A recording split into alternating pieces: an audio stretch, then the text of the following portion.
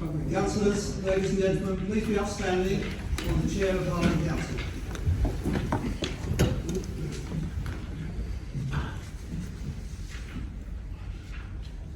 Good evening, councillors. Please be seated. Before we get on with the meeting, I'd just like to make a point. Anybody that's quoting a standing order or a point of order, please be quiet while I get these checked out first. Thank you. Right. Item 1 of the agenda, apologies for absence. Councillor Perrin. Thank you, Chair. I have apologies from Councillor Shannon Johnson, Councillor Gareth Williams, and Councillor Sue Higgins. Thank you. Yeah, apologies from Councillor Maggie Holcomb, Councillors not Wilmington and Councillor Jamie Holcomb. Thank you very much. Item 2, declarations of interest. Councillor Davis. I'm trustee chair of the Gilbert Garden Trust. Thank you. Councillor Tony Edwards. Trustee of Raised Roof, Thank you. Councillor Birkin. A pecuniary interest as a non-executive director of HTS. Thank you. Councillor Leeds. Yeah, I'm also a trustee of Rosewood. Thank you. Councillor Davis. Thank you, Chair. Same as Councillor Birkin in regard to IKEA. Same for me regarding next year as well. Councillor Edwards. Must be the same for me then. Thank you. Anybody else? Thank you. Item 3, minutes of the previous meeting, pages 3 to 14. Is there any errors? Or is that agreed? Agreed. Thank you. Right. Communications from the chair. Pretty bit quiet. I've done 2 brewery tours. Christmas presents. Councillor Dad was at one of them. And also, it gave me great pleasure to meet Rory Davis of the Playhouse, who presented me with a cheque for just over £4,000 from the Panto to all my charities. Right, item 5, petitions. Oh, before I go to that, I have 3 dates for you. That on the 4th of March, we have a quiz night at Canterbury. On the 1st of April is my civic dinner, and on the 29th of April is a golf day. Right, petitions from the public, there are none. Questions from the public, there are 6. Mr. Patrick, would you like to go to the...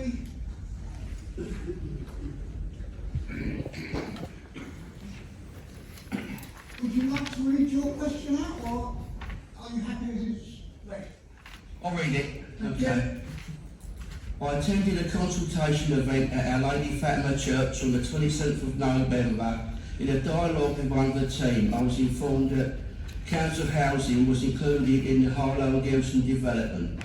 As a housing campaign for decades, I knew this was not true. After further dialogue, I found that because housing association homes are allocated by council, the development team are stating that these are council homes. Council homes are not housing association homes, both are entirely different. Housing association are private companies, some are not even social landlords and can charge up to 80% market rate rents. A social landlord can charge up to 60% market rate rents. Council homes rent formula sets rents around 40% market rent and are accountable landlords, i.e. to local councillors. This is no accident with this size of development. My question is, how was this deception been allowed to happen? Thank you very much, Chair, and thank you to Mr. Patrick for his question. I'm not able to comment on statements that have been made by a private developer at a consultation event about housing development that is taking place outside of Harlow's boundaries. Although Harlow Council is a member of the Harlow and Gilston Garden Town Partnership, the development that Places for People are undertaking at Gilston is in East Hertfordshire, and they are the local planning authority for that development. You are correct, however, that the affordable housing contributions in private developments are not necessarily council homes even though the relevant local authority may have the nomination rights. I've asked my officers to make representations through the Harlow and Gilston Garden Town to ensure that developers do not provide misleading information about their developments. Mr. Patrick, have you a supplementary question? Not on that one. Your second question? Can Harlow Council ensure that the terminology of saying council homes or housing association homes in any dialogue or script does not happen in the future? Housing association homes are allocated by council should be used as housing association and not council homes. Mr. Perry. Thank you again to Mr. Patrick. I do not believe that Harlow Council has issued any documentation that misrepresents the differences between council housing and housing association housing. I am happy to provide an undertaking that this will not happen in the future either. Do you have a supplementary question? No, but thank you, and I'll keep an eye and thank you for that response. Thank you, Mr. Patrick. Mr. Roberts.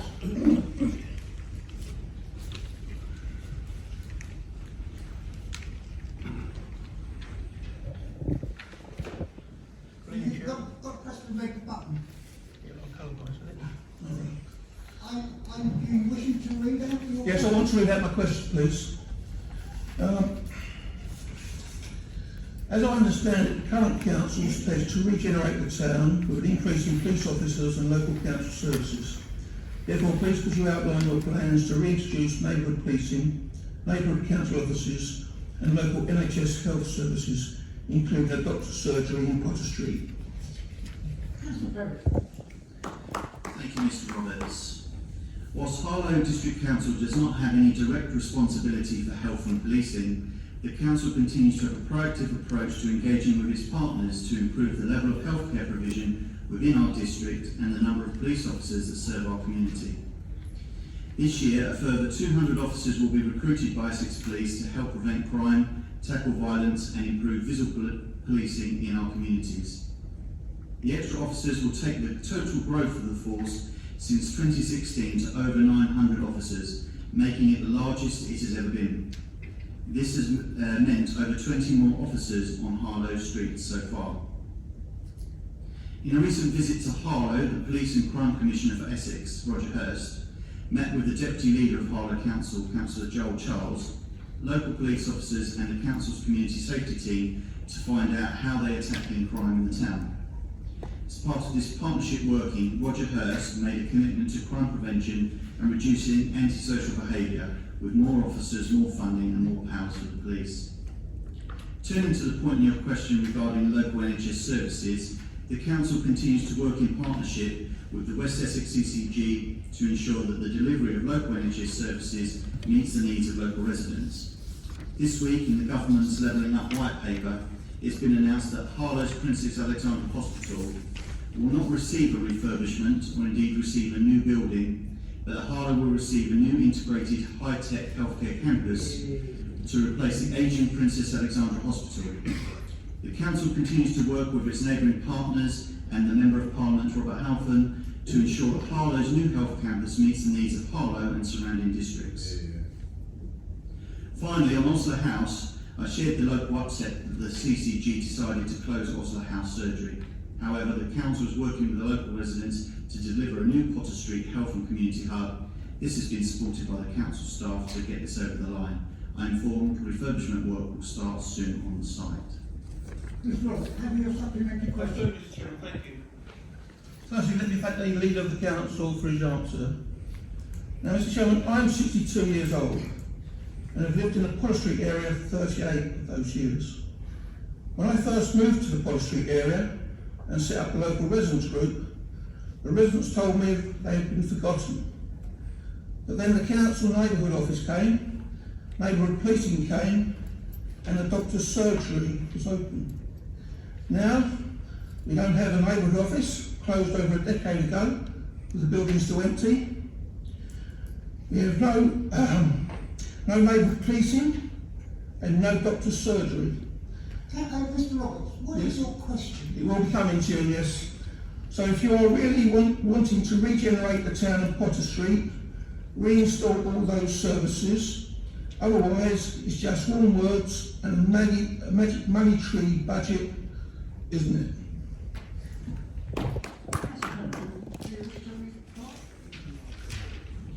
Thank you very much for that. I share Mr. Roberts' sadness at the decline of what I see as many of the estates in this town over a great many number of years, and that's why my administration have set out a comprehensive regeneration plan, and there'll be a new house building plan coming later on in the March Cabinet, and we'll be announcing tonight an estate renewal fund to tackle some of the issues that he's mentioned. I will also add that we're investing a record amount into our environment team to tackle some of the quite sad decline of the state of the environment around the town. And we've been working with our partners at HTS, and we have set up, at no further cost to the council, an estate environment task force to actually tackle some of the decline in the estates that's been seen as part of the pandemic. Allied to that as well, we're also investing record amounts into our housing stock, which you'll hear about tonight, 122 million over 5 years, to try and halt the decline in standards in the housing stock. We're also investing £26 million into our council home building programme, which, as you'll hear later on, is one of the biggest council home funding programmes that we have seen in the last 30 years. So I totally share Mr. Roberts' frustration at the decline. It was one of the very things that drove me into local politics, because I, like him, saw the decline of where I lived, and I think it's an absolute travesty. And that's why, Mr.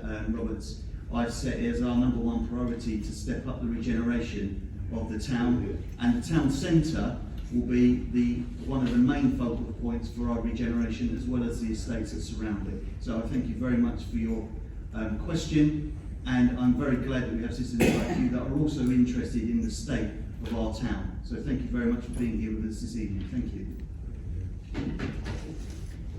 Is David Foreman here?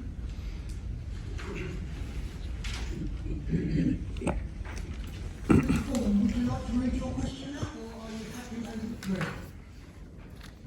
I'll read it out, please. Thank you.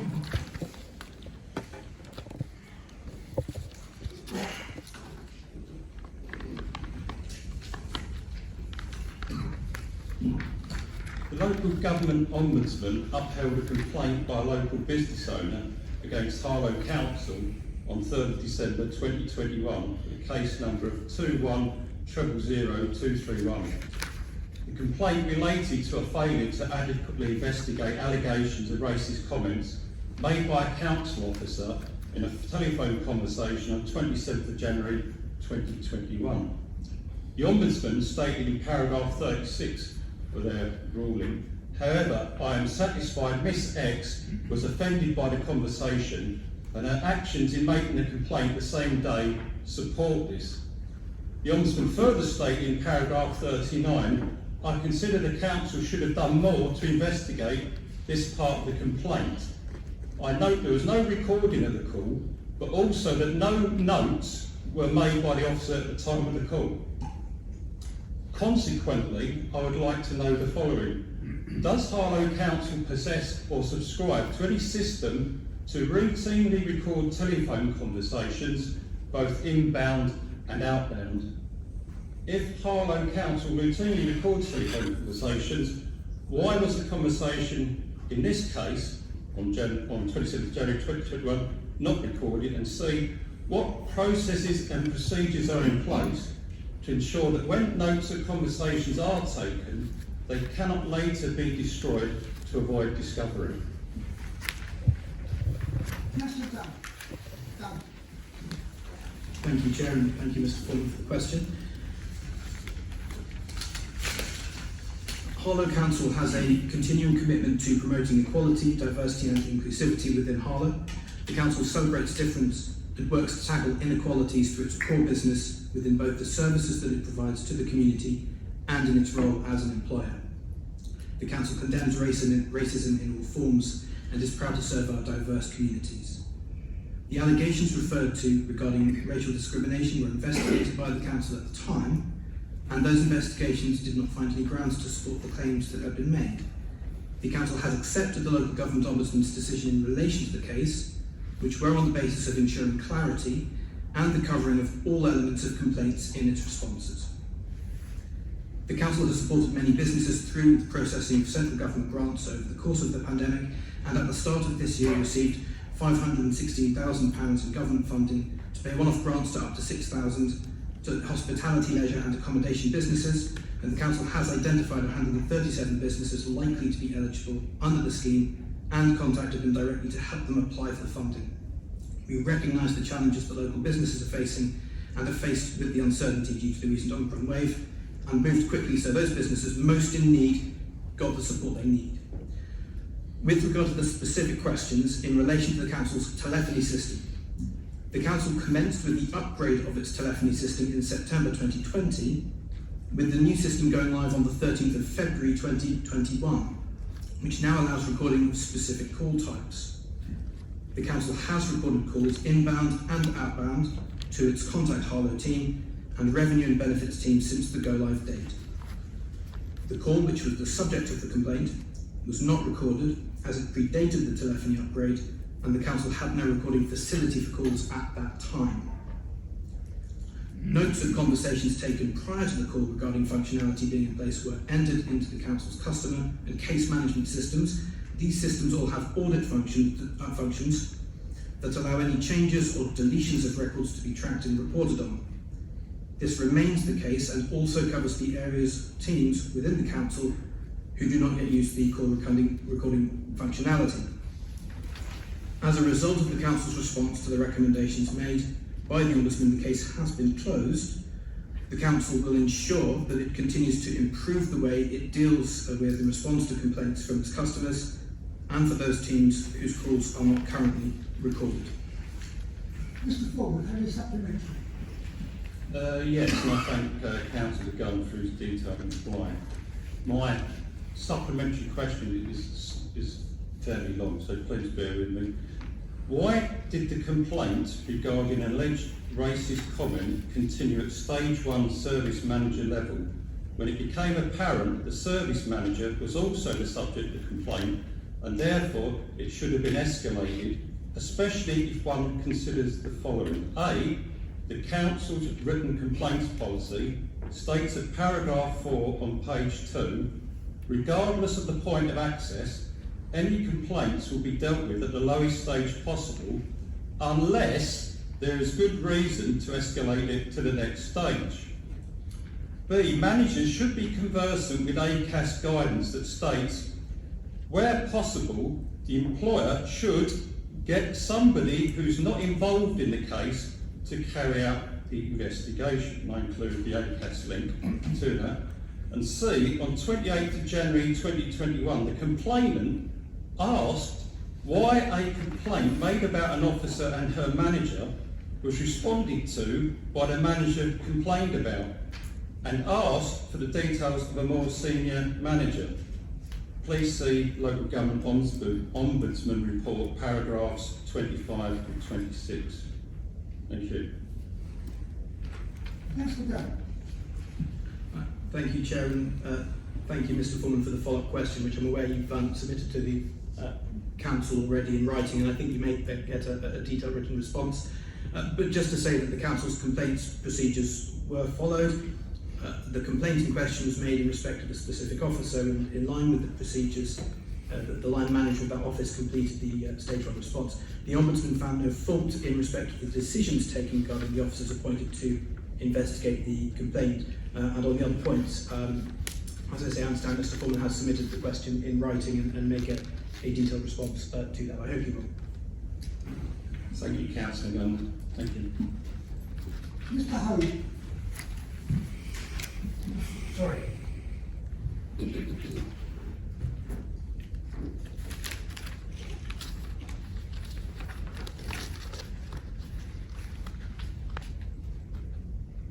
Would you like to read your question out, or? No, I'll take it as read, please. Thank you. Have you a supplementary? No. Thank you. Right, your second question, Mr. Hope. I'll take it as read. Right, have you a supplementary? Yes. in Nicky Percy's reply to me, it mentions that there would be an audit after the winter clear up, and that was also the case with the question raised by Councillor Saggers at 6th of December. I happened to speak to the supervisor of the team doing the winter clear up in Green Hills and pointed out various things that I felt should have been carried out, which Mr. Harlow, still has to be what is carried your out. question? Is the audit being carried out as there are still points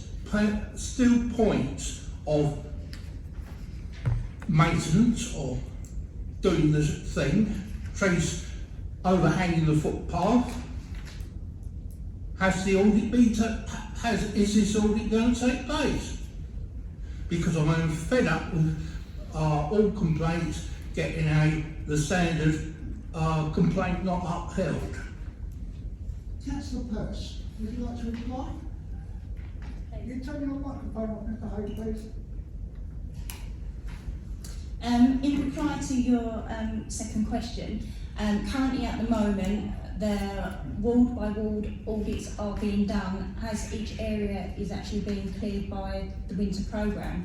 So in terms of areas, I haven't been, and the other officers haven't been to your area because it hasn't been cleared as fully finished, and that will need an inspection. There will be a going out onto the website, will actually be going a winter programme that you can actually see by area, and where that we've actually signed off. But they are actually being signed off gradually as the workforce goes round. So the audits will carry on right through to the end of March. Thank you, Mr. Howard. Item 7, questions from councillors. Councillor Clark. The Labour Council agreed to declare a climate emergency and to adopt a strategy of moving towards net zero emissions. It was agreed that the council would aim to install electric charging points across car parks within 5 years. I understand that the council is looking to install fast charging points. When will the charging points be installed? And can council explore the installation of faster charging methods? Councillor Brown. Thank you, Chairman. Thank you, Councillor Clark, for your question. Oh, sorry. Thank you. So at the September 2021 Cabinet, Harlow Council committed to working with BP Pulse to install electric vehicle charging points in 6 of its pay and display car parks, subject to contract. The proposal is for multiple charge points rated at up to 7.4 kilowatts, and these meet the classification of fast charging. They would cater for top-up charging whilst visiting a neighbourhood shopping centre, or an overnight charge for those who do not have access to private off-street parking, for example. The installation of these charge points would fulfil the commitment set out in the amended climate emergency motion proposed by Councillor Perry and seconded by the late Councillor Tony Hall at the July 2019 Cabinet, which was unanimously supported on a cross-party basis. Minutes from that meeting suggested the motion made a reference to the speed of the charge points that should be installed. I think I made that referring to an earlier version of the question Councillor Clark was going to ask, so I apologise for that intrusion. This contract would be the first phase only of an approach to making public EV charging widely available in Harlow, which is estimated to require thousands of charging points in due course. The Council will continue to explore a range of options as part of its approach to supporting residents in making the switch to electric vehicles. These may include, among other, electric vehicle charging stations, home charging, and the viability of installing rapid EV charge point infrastructure. Officers continue to progress an appropriate legal agreement with BP Pulse to underpin proposed charge point installations and final designs for charge point bay locations and sizes. will be necessary to submit a formal funding bid to the Office for Zero Emission Vehicles. Councillor Clark, have you a supplementary? Yes, thank you. Just a couple of points first, Chair, of relevance. The proposal is for 7.4 kilowatts. In fact, I've been told reliably by a taxi driver that equates to 3 to 4 hours waiting, as opposed to the minimum of the faster charges, which are 45 minutes. So we're talking about a difference of 3.3 to 4 hours per vehicle, as opposed to 45 minutes. It is true that we're fulfilling the commitment of all members. I mean, we were all in agreement on the resolution. We were committed, yes, to the climate emergency motion, but this is really in a narrow sense. And in our discussion, we were actually just talking about fast Councillor charging. Clark, what is your I'm getting supplementary there. question? Getting there, Chair. So my question is, bearing in mind the discussions that we've been having and the exploration that we've been having already and the urgency of the matter, can we be assured that we will adopt the fastest rates of charging, even if it is more expensive? Councillor Dunn. Thank you for that question. So there's a distinction between what are described as fast chargers and rapid chargers, and what Councillor Park is asking for is that we install rapid chargers. Rapid chargers are considerably more expensive to install. They require huge electrical input, and they won't be appropriate for all vehicles, and they will be more costly to use for vehicle owners. So there are some good reasons why the current approach for the contract with BP Pulse is going for fast rather than rapid chargers, and indeed that also relates to the conditions of the funding that we're receiving through OZEV. There will be a need for rapid charging points. There is, I think, £950 million off the top of my head being devoted towards this by the government nationally. Whether that would be appropriate within Harlow is something that will need to be thought through, because there will be some big cost implications if we go down the route of rapid charging, and they may not be appropriate for all vehicle users, and certainly not for vehicle users who are happy to charge their car overnight or to top up. And if you are going to the shops, it might be that a half hour, 45-minute top-up charge could be useful, and you wouldn't need a rapid charge to be able to do that. There's a huge uncertainty here, and a lot of it will depend on behaviour, of how people go about charging electric cars, which is obviously a bit of a guessing game at the moment.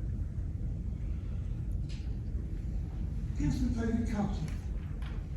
Thank you, Chair. And my question is to Councillor Ben Swords. The council has not built council houses for Harlow families for many years. I have seen in the budget that the council has put aside £26 million to build new homes. I would like to ask if these would be proper council homes for Harlow families who are on our waiting list, and if these will be built on areas that need regeneration and not on any of our precious greenfield sites. Councillor Swords. Thank you for the question. Tonight we will vote on proposals to spend more money on council house building in Harlow than this council spent in the last 30 years combined. And that £26 million figure is just the start. In March I will announce our full new build programme, which will deliver hundreds of new Harlow homes for Harlow families of the highest standards and in the right places. We will be delivering on people's priorities on a message that we hear loud and clear to build, build, build. Build to give Harlow families the home they deserve, build to restore pride in neglected parts of our town, and build to deliver on the pledge we made to the people of Harlow. My commitment to building new council homes for social rent was displayed with the recent announcement that we have secured 640,000 from Homes England to ensure that the new homes being built at Bushy Croft will be let at the lowest possible social rent levels for Harlow families, as opposed to the previously planned so-called affordable rent levels that the Labour Party had proposed for the site. It begs the question as to why they never used the 640,000 to do the same thing for which they were eligible. The new build programme will be historic, and it will deliver new homes for Harlow families on our waiting lists, because for too long this council has failed to tackle that issue. It would be beggars' belief for the party of Attlee to vote against £26 million for council house building, but alas, we will see in just a few minutes' time. And if they do not vote for this investment, they will only be confirming what the people of Harlow already know, that we are the party of house building. Councillor Carter, do you have supplementary? No, Chairman. Thank you. Your second question, Councillor Carter? Thank you. My second question is again to Councillor Swords. The old Lister House site, on which I understand the previous administration spent $750,000 on consultancy fees and plans for new buildings, is still just a building site. It has a fence around it which is now being vandalised. Can you tell me when, if ever, work on this valuable piece of land will start? Councillor Swords.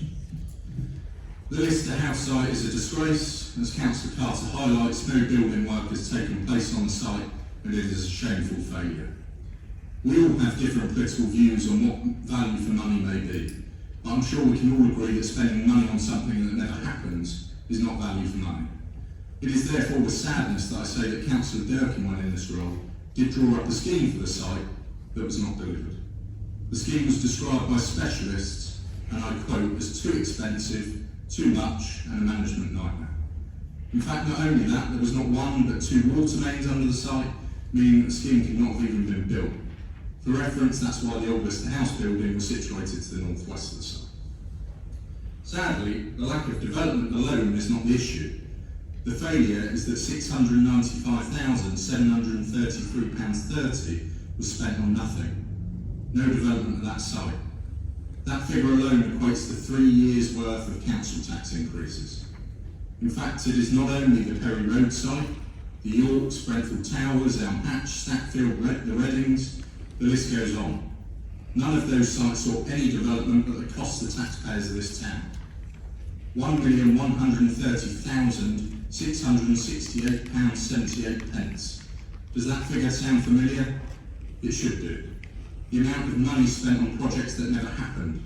Never so much as a spade in the ground, or even out of the van, or even a van turning up, or even the van being started. In fact, folks, there was no van at all.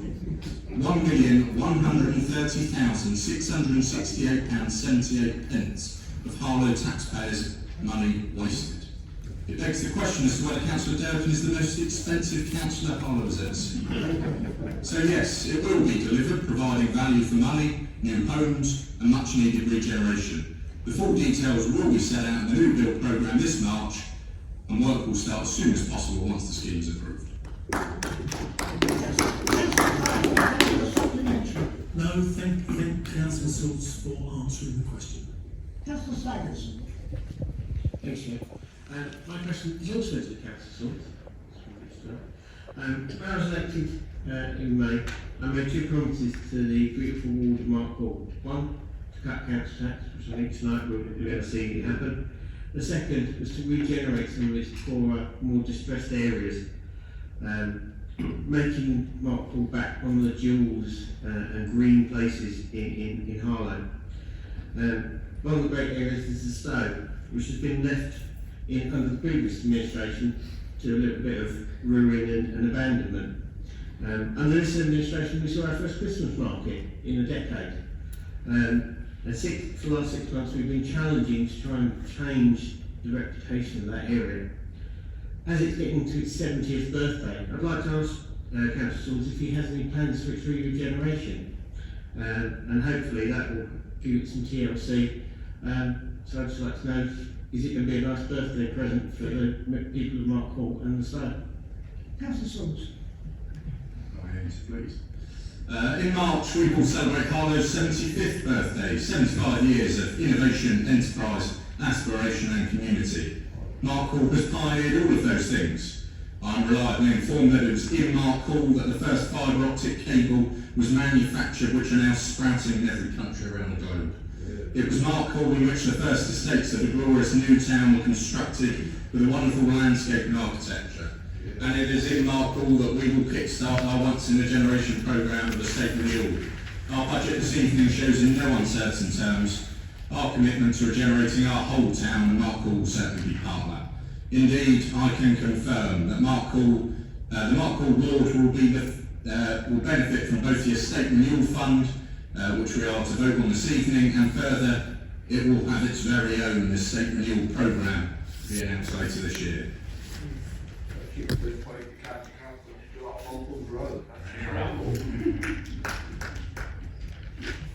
Item 8, motions for council.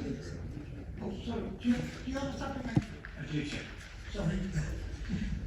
My supplementary again to Councillor, once this regeneration gets underway, does he have any plans to help the hospitality and shop owners of the areas like Mark Hall and Taming Gallery in highlighting their being there and driving people towards it so it becomes a social hub and not abandoned like it is at the moment?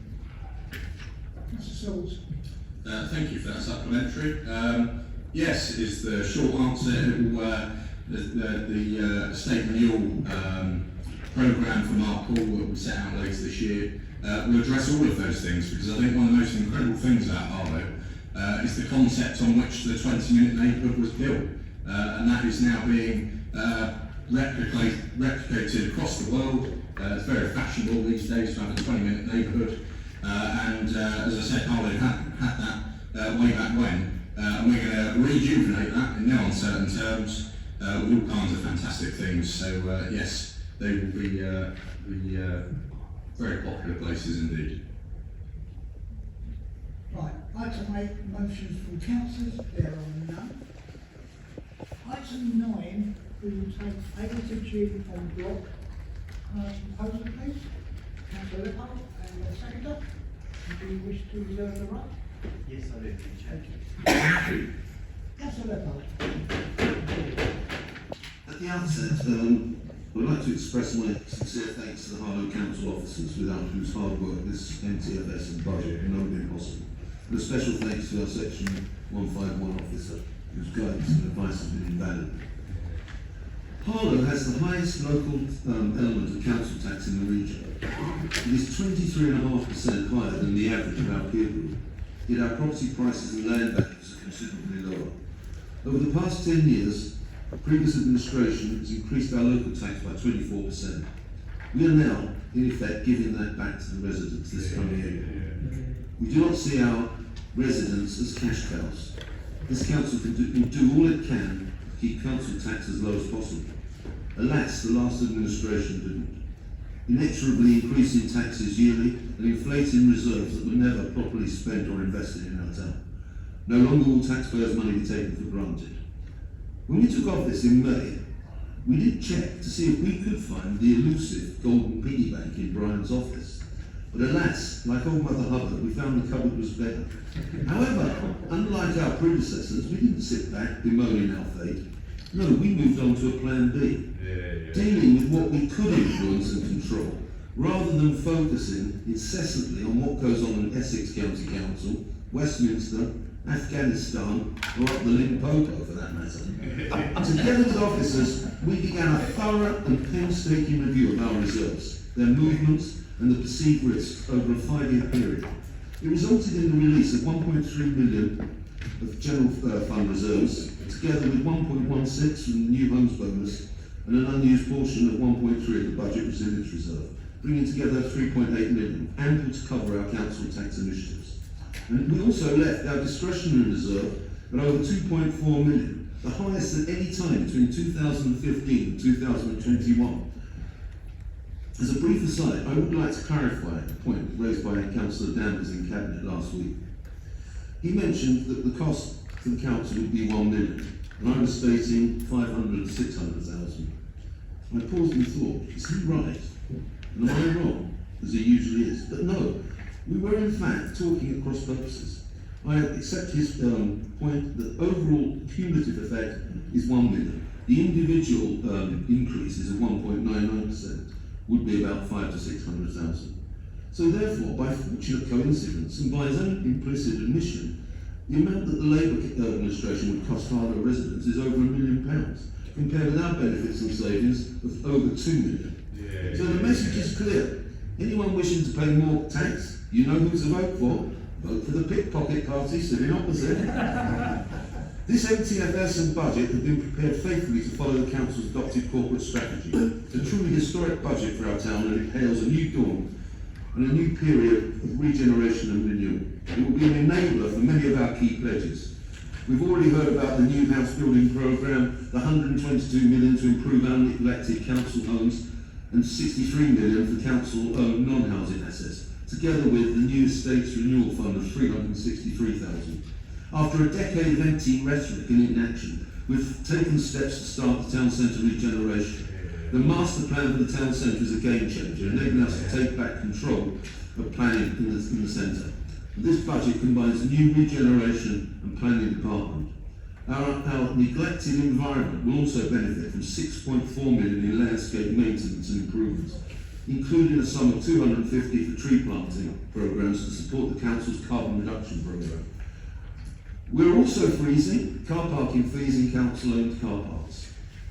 Our corporate strategy also sets out the need for an efficient council. A number of measures are planned, including benchmarking our council's performance against other successful councils to endeavour to achieve best practice across a range of pertinent KPIs.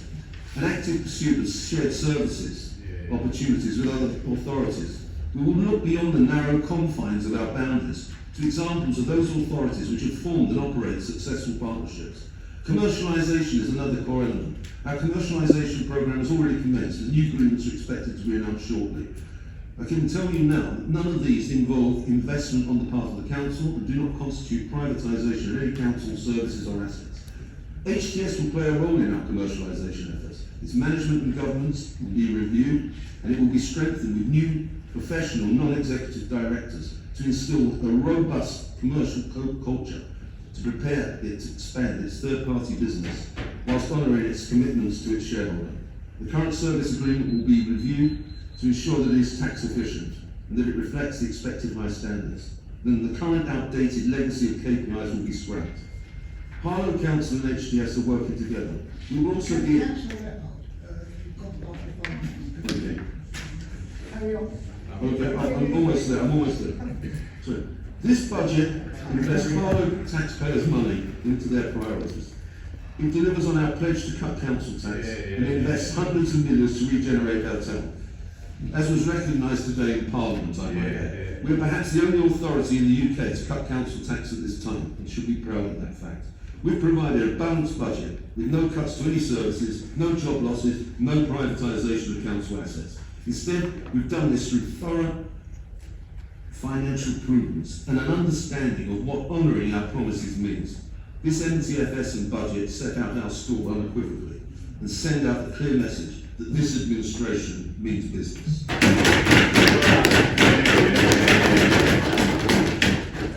is a movement to the budget. Councillor Davis, second. Do you wish to reserve? Councillor Davis. Thank you, Chair. Harlow Council is not a business, it's a public service. We don't have shareholders, we have residents, and to that end, we need to actually protect the finances of Harlow very carefully, both in the medium term and the long term. This might be a legal budget that's being presented by the people opposite, but certainly whether it's a moral budget is another matter. We've been down this path before, and when I'm allowed to speak again on the main motion, because I'm sure this will be voted down, is that I will actually expand on that point. But let me explain what we intend to do if our alternative budget was voted through, and it's a big if. First of all, we will consolidate the amount, £5 a year, 10 pence a week, to actually make a contribution to Harlow services, to actually make sure that that happens. We are alarmed at the way in which reserves are flippantly being used as a bribe to the people of Harlow. I know it's kind of squeaky bottom time for those opposite for the May elections. If they want to bribe away, well, that's fine, but we just don't agree with the risks that would be involved in so much money being lost to reserves. To that end, Chair, we heard about criminality in this town, the lack of response. 5% apparently is the rate of prosecution for burglary. Yet the party opposite want to do away with the community safety officer who coordinates that. We want to restore a new additional community safety officer post to make sure that happens. Secondly, in regards to playgrounds, Chair, we know what we've seen in the town centre, in the town park, how important these things are. We talk about the climate emergency agenda, and we intend to do that as well. We asked at the budget at the cabinet meeting, what was the estate renewal fund? What was it for? Well, perhaps we're going to be told tonight. Last week we weren't being told, so we've decided to actually make sure that some of these things might happen in this particular budget, and attending to many of the needs of our local community, and that's why we put them in. One of the most needed things in this is the dependence on getting more and more money out of the crematorium. It was privatised by the previous Conservative administration, and they see this as some kind of way of getting funds, like a death tax, Joe, instead of actually making sure, as we used to when we were in charge of the crematorium, that we could actually keep the cost of funerals low. They've gone up, as far as I can ascertain, by fourfold since they've been privatised. We would suggest that we actually use any surplus monies to negotiate with the contractor to try and actually keep those costs down for the people of Harlow. A death tax to actually subsidise a giveaway budget is no way to actually conduct public affairs. Last week, it was picked up by Tony, I'm sure he'll expand on the point, but we thought it rather mean to actually demand, once again, they are not businesses. Voluntary organisations exist to try and actually maintain what they do for the people of Harlow. And to treat them like a business and think about, well, you make efficiency savings and get rid of somebody, I'm sure you can save a bit of money. They're not businesses, and they need to be respected as such. So I've actually got together, and I thank Simon for this budget, an alternative budget that I hope will guarantee the future of finances. It's going to be rejected tonight, I have no illusion about that.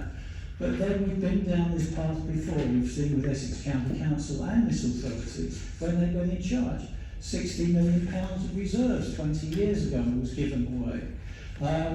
We were left with a real financial problem after the last 4 years of administration, to the extent that many of the discretionary services were going to be closed. And I would remind the administration opposite, they had £250,000 surplus when they took over in April. And so to say the cupboard was bare is just completely untrue. They're solid finances. And where does the money come for this giveaway budget? They're actually saying there's too much money floating around. It's unusual claim for normally a prudent tour authority to actually maintain. So all in all, there's lots of contradictions in this budget, and I would urge people, although I know it's not going to happen, to support it, Chair. Thank you. We're now going to debate on the amended motion.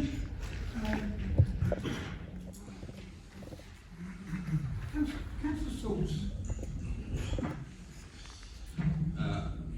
Please, I won't speak for long. But, I think if I do nothing else, this administration does nothing else in its time in office, we intend to do two things. First, never to increase the council tax burden on Harlow council taxpayers, and second, to regenerate our town. And they seem like things that I think across the political divide we can all agree on, but they could not be further from what the alternative budget proposes. We were told we could not cut council tax. In fact, we were told last week we were lying about cutting council tax. We were told, and I quote, Councillor Vince, the cat is out of the bag. Your council tax bill will be going up. Well, my goodness. I would not wish to accuse anyone reciprocally of lying, but I'll leave that conclusion to yourselves. Harlow families will not see a 1.99% increase in their council tax this year as was planned. Not in fact a freeze. Not even a £55 cut. My friends, Harlow taxpayers this year will see a £205 council tax cut. The biggest council tax cut ever in UK history. Yes. That is a record, and it is a Conservative record. Yes. Never again will the Labour Party in this town claim the title of being on the side of working people, because they are not. The Conservatives are the Workers' Party, and it's the Conservatives that are on the side of working people in this town. And they may laugh. To them, as Councillor Danvers has just said, it's just another £5. It's just another £5. It's just more waste. It's money for you to waste. So, where our first mission is to cut council tax, theirs is to hike council tax, as their alternative budget shows this evening. Turning to our second mission, to regenerate our town, our budget proposes literally hundreds of millions of pounds to regenerate this town, to put the new back in Newtown, and to restore pride in this great town of ours. So what do the Labour Party have to say on regeneration in their alternative budget? I thought it would be nothing. In fact, however, I did discover that they propose 1.3 million towards, I quote, the regeneration agenda over the next 3 to 5 years. That is less than £300,000 a year. So let me enlighten them that the ridiculous repaving of less than a third of Market Square that they signed off, that's still ongoing, equates to their whole regeneration budget for the next 5 years. When it comes to regeneration, they are proposing literally nothing more than a few new paving slabs. They would abolish our estate renewal fund, which is designed to deliver much needed estate renewal. Hardly surprising when they need a few more paving slabs. And with regard to their drop curbs proposal, I could not quite believe what I was reading. Did they do the maths on how many drop curbs that scheme would deliver? Do they have any idea? Well, I can tell them. Their plan would not even deliver 35 drop curbs in a town of 37,000 homes. Not enough to do one estate, sorry, not one road, not even one close. So on our second mission to regenerate our town with hundreds of millions of pounds, the Labour Party offers nothing but more waste, more dither and more delay. They heckle, they laugh at why I'm so angry. Let me tell them. Because not only did they fail this town, not only did they hold it back, but they make hard-working people pay more for their chaos.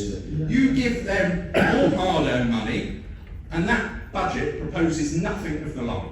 They have no right to stand in this chamber and talk about the cost of living when we're cutting council tax by £205. They would scrap it and put it back up. The party once of Attlee and Bevan, the party that told this country things can only get better, have a new quote in this town. More tax, more waste. More tax, more waste. That is the motto of the Harlow Labour Party, and that is the motto of their alternative budget.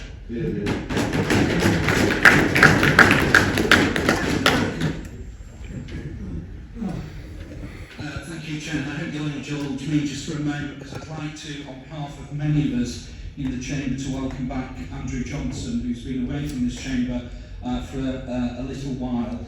And I would certainly like to press my personal thanks for his previous leadership in this particular council.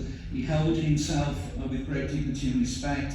We've had many, many battles, some of them bruising, but actually they were all held in the right way and the right spirit, and actually professional and actually grown up, and without the need of ranting, as we've heard today.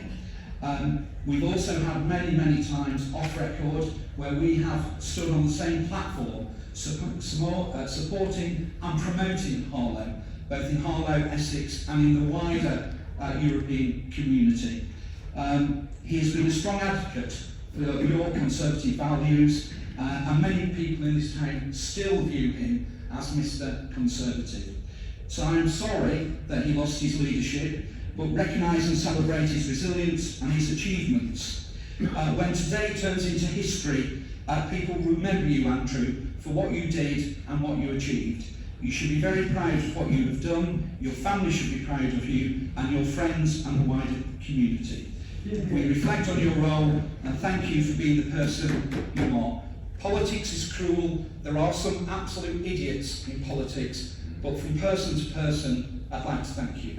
So moving on to the amendment, Chair, if I may, we've heard a lot of ranting and raving, as we usually get, childish behaviour, which is unacceptable in a modern democratic council building. What we should be doing is focusing on the evidence. This proposal brings stability, it brings opportunity, it brings growth to our town. It is important that we do invest in this town at this particular time. And compare that to what this government is doing to our country, it's chalk and cheese. We care about our community, the Conservatives want to destroy this town. We've heard that our amendment is about growth internal, the opposite is commercialisation. I think that is quoted as privatisation. Let's bring in the private boys to do the job because they think profit comes before people.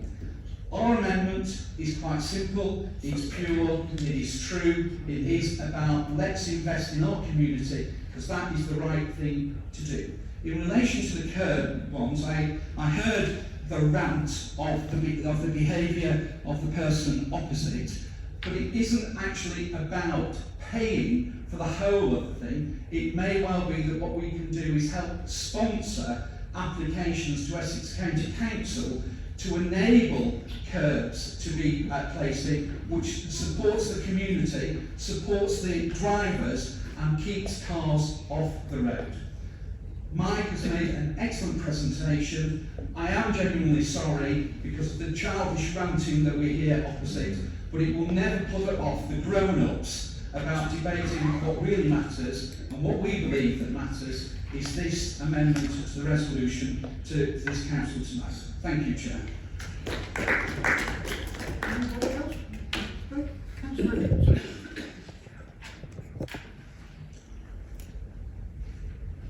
Thank you, Chair. I'm just going to concentrate on a couple of points on the budget, really, on the Labour Party budget. And the first point I want to concentrate on is the issue around community safety. I was very concerned when I saw that there was a saving being identified of £55,000 out of the community safety team. And the reason that I was concerned, or one of the reasons I was very concerned, was that I looked at the police statistics, the Harlow rolling programme police statistics. And if you look in the police statistics, you will find in this town that violence against a person is increased by 10.3%, that sexual offences are increased by over 20%, that in terms of racial and religiously aggregated offences have gone up by 30%. Hate crime has gone up by 32%. Domestic abuse has gone up by 15.8%. High-risk domestic abuse has gone up by 20%, from 19.6%. So I was became acutely aware that there are a number of things that still need to be done. When you look at the Harlow statistics in terms of crime, when you look at our statistics in terms of rape, when you look at our statistics in terms of sexual abuse, we've got some of the highest in the county. And that's about cultural shift. We need to address those issues. And we need to address those issues in partnership with the police. This last Labour administration was very proud to employ 3 community safety officers. Did I hear the bell?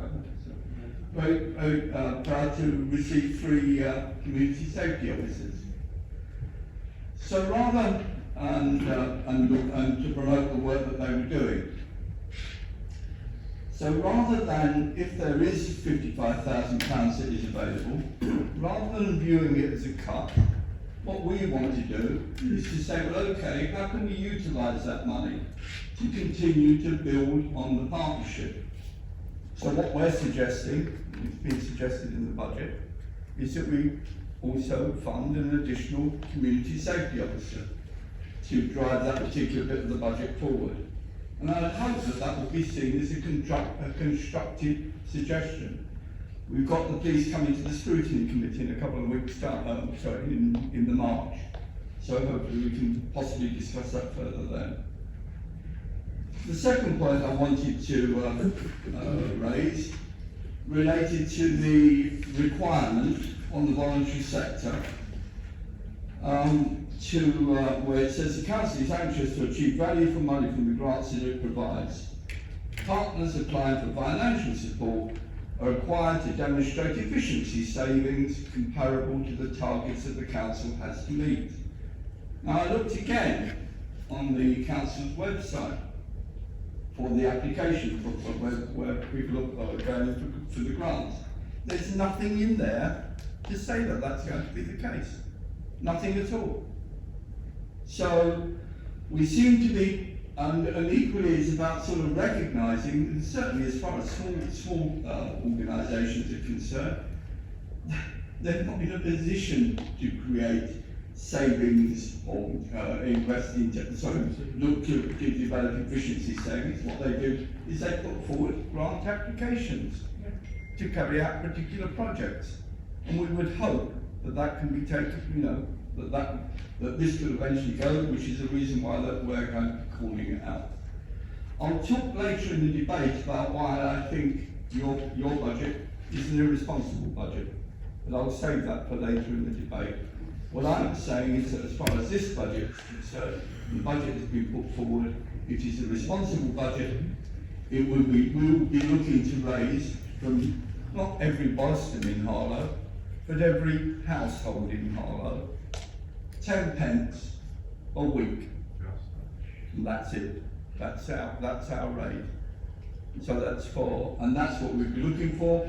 And in order to do that, we will be protecting our reserves, and we'll also be protecting our services. So I hope that you will support this budget. Thank you. Councillor Charles. Thank you, Chair.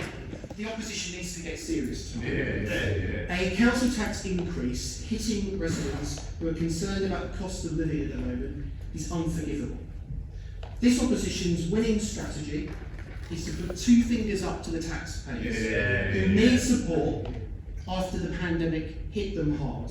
A tax cut is about sending a signal that this council is on residents' side. The community safety post, and let's talk about community safety for a moment.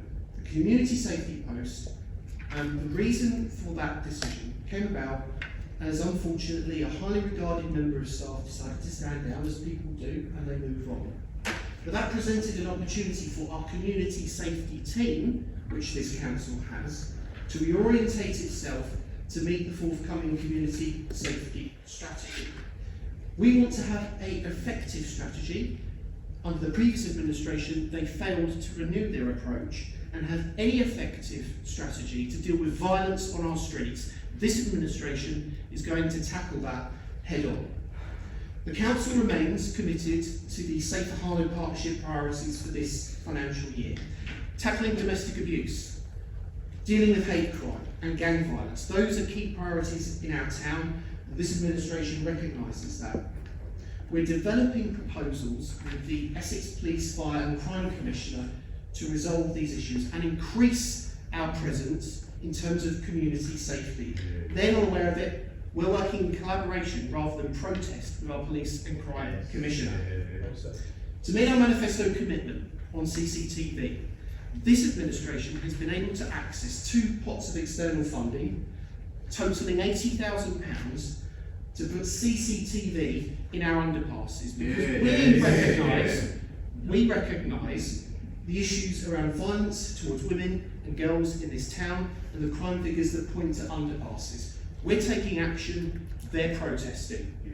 Now let's talk about the council's medium-term financial strategy, which they have attacked in terms of the discretionary services fund.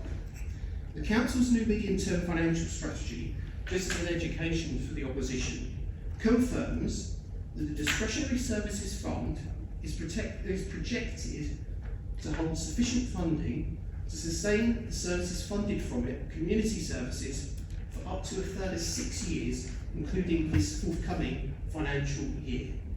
We are protecting community services. They put them under jeopardy. Now, opposition councillors have misrepresented my words and the words of the community and voluntary sector when they talk about the partnership grants. As part of the consultation process with community and voluntary organisations who are interested in accessing the grants, there was a meeting to discuss their priorities as part of a two-way conversation. Feedback from those who attended that event was positive, with recognition that much could be achieved through collaboration. It was agreed that to ensure grants are priority focused and target driven, a performance framework with measures to achieve social value to the community, the local economy and wider society and the environment should be prioritised. Opposition councillors have a misunderstanding of the direction of travel. We're working with the voluntary sector to maximise their impact. All in all, Chair, the opposition need to think very seriously in the forthcoming years about the external context, the impact on people's lives of the cost of living. At this moment in time, they remain the party of protest rather than a party ready for administration. Thank you, Chair.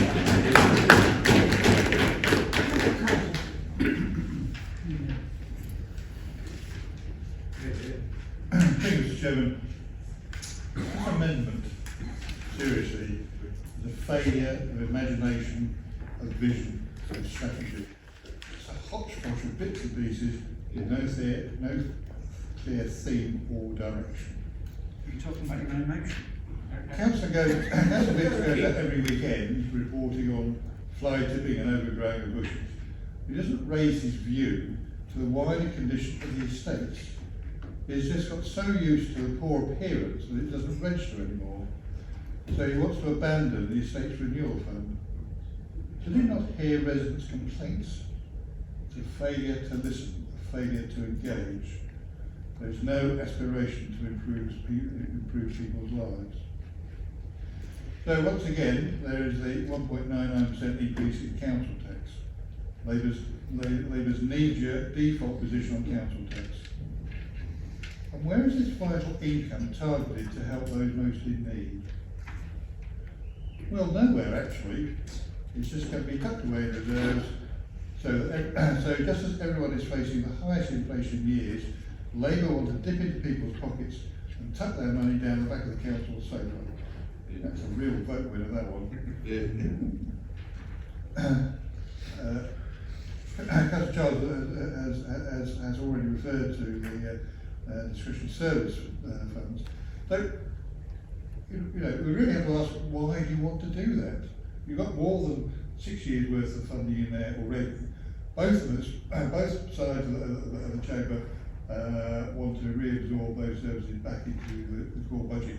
So why do you need to put more money there? It's bizarre. So I had to laugh when I heard various members attacking the commercialisation and thought the council is not a company. I noticed that in your amendment, you actually retained the £100,000 of additional income from our commercialisation target. Is that intentional? Because I have to say, looking back over quite a long time, there has never been any attempt or proposal by the party opposite to actually raise any income from the third party. So I have to say, we treat that element of your budget with a very large pinch of salt. As I say, hodgepodge, random ideas, not fall through, no special division. And some wonderful voting ideas like putting capital tax increase into reserves. And as you see today, the Conservative Party is doing everything possible to save money for the residents of Harlow and for the country. Councillor Perry. Thank you, Chair.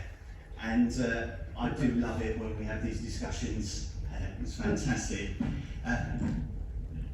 You wouldn't have believed it, would you? You wouldn't have believed you'd hear this from the Socialist Party. There's so much muddled thinking going on, it's hard to know where to begin. I mean, it seems like the wheel is turning quite rapidly, but the hamster is dead, okay?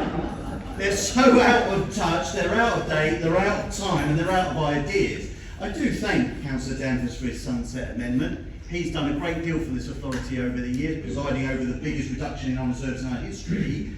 And he loves it. He always leaves that one about the discretionary services. Don't trust the Tories with discretionary services. Yet, he lays it open every time. Who shut the doors to the playhouse? They did. Okay? He talks about cheap theatrics and behaving like honourable gentlemen, does one of the members opposite, and yet he's the one that turns this place into a theatre every time he gets up to speak. Utterly ridiculous. Questions whether this is a moral budget. Questions whether this is a moral budget. Should it be the policy of this administration at a time when the cost of living is rising that we should continue to increase that cost of living with a massive council tax increase? No. Should it be the policy of this administration to add a mere £100,000 into tackling net zero climate change that they go on about, the biggest existential threat to humanity that we have ever known, when our budget is easily putting in at least 5 million on several efficiency reduction targets? It's unbelievable. We continue with the muddled thinking. As Councillor Carter just mentioned, don't like commercialisation, don't like privatisation. No privatisation here. Just sound prudential finance. Under their administration, they talk about the creme, but they neglect to say what an appalling, dismal state it was left in when they were in power. Graffiti everywhere, plots left unattended, leaking roofs, people grieving, and a place that was not fit for purpose. This administration back then, this party, took the difficult decisions, and they've reaped the benefit of that in terms of the council coffers over the past decade, chose nothing to do nothing about it. And just like they say, under the radar, they tried to slip in £100,000 of our commercialisation, don't mention a thing about it. More muddled thinking, £55,000 to community safety, even though Councillor Joel Charles has shown how you can work better, smarter, with our partners. £55,000 they want to put there, and they want to give £50,000 back to the Crim. It's all moving it around, none of it makes sense, it's all muddled. Muddled. Anyone with any sense would choose to ignore them over there. They're a spent force, they're out of time.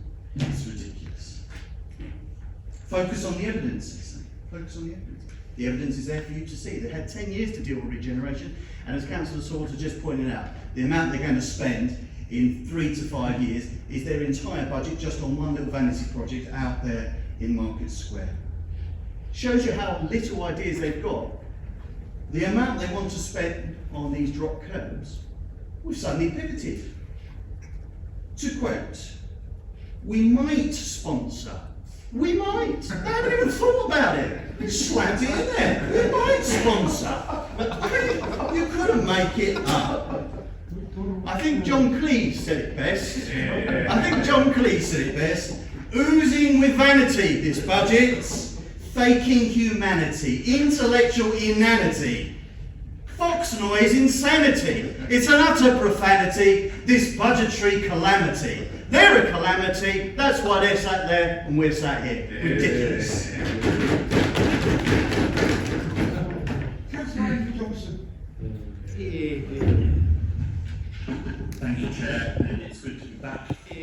in the chamber. I'm pleased to report that I've recovered from a number of illnesses that I've been suffering with, not least of which pneumonia before Christmas. And apologies if I'm speaking with my mask on, but my transplant consultant has told me I should, in situations like this, always continue to wear a mask, and I would encourage as many people to take as many cautionary actions as possible as we still emerge from this pandemic. Chair, the budget night is one of the most important nights of the year, so nothing would keep me away from tonight, particularly not on a night when later on we're going to pass a historic council tax cut. When I was reading the papers tonight, and particularly the opposition budget, Chair, I was reminded of a quote from Winston Churchill, that we contend for a nation to try and tax itself into prosperity is like a man standing in a bucket and trying to lift himself up by the handle. Now, I'll substitute the word town for nation there, if I may. And that is what the Conservative Party in Harlow, particularly under the leadership of Robert Halfon, our MP, has been about. It's been about helping people up the ladder of opportunity that he often talks about. And so I've tried to read all of the budget papers and all of the papers over my years in this chamber through that lens, and that's what I did with the Labour Party's budget. And I was reminded, Chair, that for years the Labour Party had poo-pooed opposition budgets from this party on how council tax could be frozen or could be cut. And year after year, members from these benches have brought back new and fresh ideas about how that tax could be held, how that tax could be cut, and how we could reduce the financial burden on our hard-pressed residents. And every year, the Labour Party would vote them down and say, it's rubbish, the figures don't add up, it's awful. And I thought sometimes it was just that they didn't understand the budget that we were presenting. Or sometimes that it was mainly they just were told to vote against the evil Tories opposite. They can't get it right. Vote against them. But their budget motion tonight, Chair, proves to me that they are ideologically wed to continually raising taxes. They like taking money out of workers' pockets. And sadly, the budget that we see before us tonight from the party opposite not only takes money from workers' pockets, but doesn't do very much with it. And Chair, as this country, and specifically our town, the town I love so much, and its hard-working residents battle to recover from the pandemic, battle to recover from the personal, financial and economic impact of that pandemic, it's really important to me that we as district councillors do all we can, and that this council does all it can to support our residents.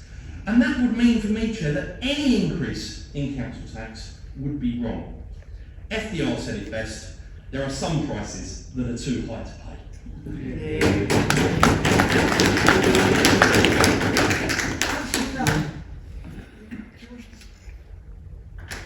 Well, thank you, Chair, thank you. There's so much to welcome here, and I'm delighted to speak in support of this administration's historic tax cut. I plan to improve services. Are you talking about the amendment? Well, sorry, I was busy speaking, You're talking Chair. about the Labour amendment? I can come on to that if you wish, yes, certainly. Lots of comments to make. Well, sorry, Chair, and yes, to speak to the amendment. I didn't want to be unduly critical, Chair, about some of the suggestions that are in there. For example, the 100,000 for climate change initiatives. But just want to make a point, it's not made clear what these initiatives would be exactly. And I have to say that there were no plans in place for future carbon reduction when we took control in May, despite the previous 5-year council reduction plan having expired. So I'm pleased that Labour have at least recognised the challenge on this, even if it's the Conservatives that have come up with a plan to continue to cut the council's carbon emissions and chart the route to net zero by 2040. And the same has to be said, has been said about pilot scheme preview charge points, also £100,000, there's a theme in there, isn't there, about these numbers, which would be welcome in principle. And I'm not going to criticise anyone for trying to match my own ambition for Harlow to respond to the transition to electric vehicles that's already underway. And indeed, delivering a programme for the installation of electric vehicle charging points across Harlow is a strategic outcome set out in our own corporate strategy. But I've got to ask, where's the detail? Is this for charge points in housing estates, and if so, which ones? And have the residents of those estates been asked whether they approve of this as part of the pilot? And who's going to install and maintain these charge points? Have UK Power Networks been consulted to establish the connection costs that would be involved? It could be significantly in advance, I think, of £100,000 if we're not careful. And further, why not access funding through OZ's on-street residential parking scheme instead of taxing local residents? So if Labour know the answers to these questions, I look forward to hearing them. If not, how have they come up with their numbers, and how have they justified making demands on taxpayers' money without a detailed plan? And why exactly should residents trust them to be able to deliver a pilot within the next 2 years when, after declaring a climate emergency in 2019, they took 2 years to deliver nothing on getting charging points into our capital car parks?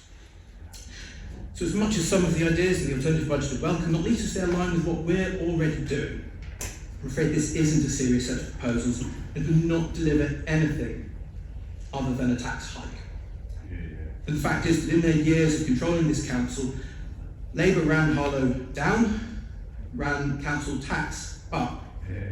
And they're now trying to give residents the runaround on why we, in a matter of months, are delivering better services and an historic tax cut. So in summary, Chair, it's the Conservatives' plan and Councillor Perrin's leadership that will deliver for Harlow residents, and I support wholeheartedly. Does anybody else want to speak on the amendment? I've got to come to you. Councillor Briggs. Thank you, Chair. I'm actually going to start with an apology, although not a half-baked. I was only there for 25 minutes and I didn't realise it was a party apology. But a genuine apology to Councillor Danvers. Because for nearly 10 years, Councillor Danvers, along with our hard-working council officers, have ensured we had a budget which secured the long-term future of this council's finances, protected loved services like Pets Corner, adult paddling pools, and protected jobs.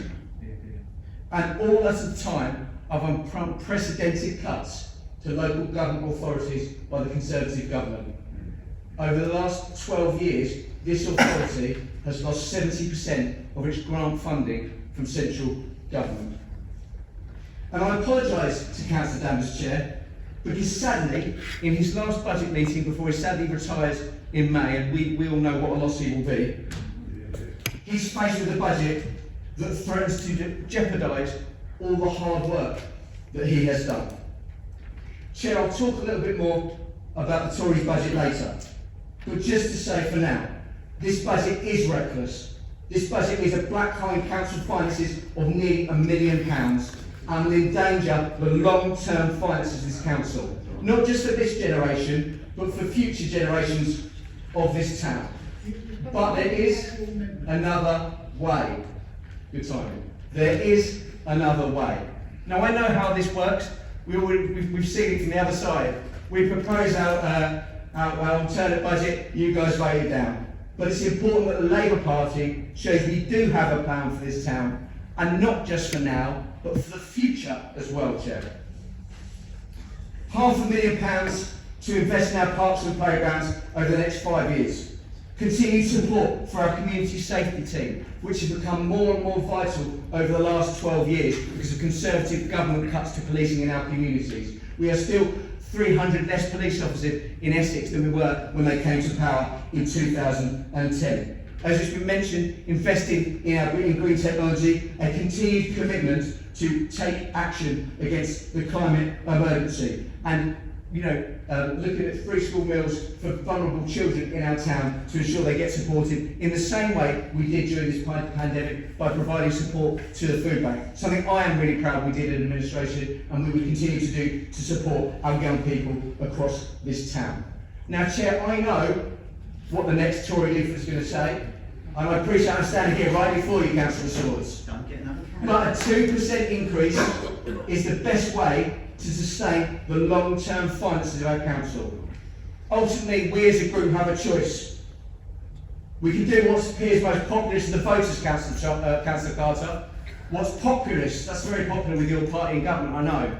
Or we can do what is right. The Labour group, sorry, I'll just wait, have you done? I didn't interrupt you, which is only fair, yeah? The Labour group is on the side of this town and always will do what is right for the people in it. And unlike the party opposite, Chair, we will do what's right for the future as well. Thank you, Chair. Now we will go to the vote. Oh, James, Councillor Leckhart. Thank you, Chair. I do appreciate the position that Councillor Danvers is in, as anyone would be, and I mean this sincerely, to put together. Chair. It's our amendment. He doesn't get It's our amendment. Councillor Leckhart has a reason to come back on your amendment before we go to the vote. Carry on, Councillor Leckhart. Okay, I was saying, I do appreciate the difficulty that the shadow portfolio holder of finance will have, whichever party's in, to put together an alternative budget within the space of 1 week. However, saying that, it does look as though this has been a bit of a cut and paste job, moving any one of the previous 10 years of Labour budgets. The golden thread of increased tax and just creating reserves for no apparent purpose runs right the way through it. You were right in saying that councils should not run purely as a business. I agree with that. That means they should never have excess reserves. I mean, if you've got too many reserves, you're either taxing people too much, or not spending or investing enough. Or in your case, both. Yeah? When I read about the regeneration section, I must say, it started badly, it got worse, and the less said about the end, the better. It shows that you have no concept of what regeneration means. And you talk about the future, that is the future for this town. We are going to rebuild this town in that sense. It's going to have a regeneration plan like no other, and you will never finance that with 1.3 million of reserves or in reserves. It will require a completely new vehicle. We will set up a special purpose vehicle along with an institutional investor, such as the other councils have done who have undertaken these sorts of projects. It will cost hundreds of millions. You are absolutely clueless on regeneration, I have to say. And thinking on that, I must say finally, some of my colleagues have been speculating on which brand was used to write this on the back of. Was it Players? Senior Service? It certainly wasn't Capital Full Strength. Or like a strength. Thank you.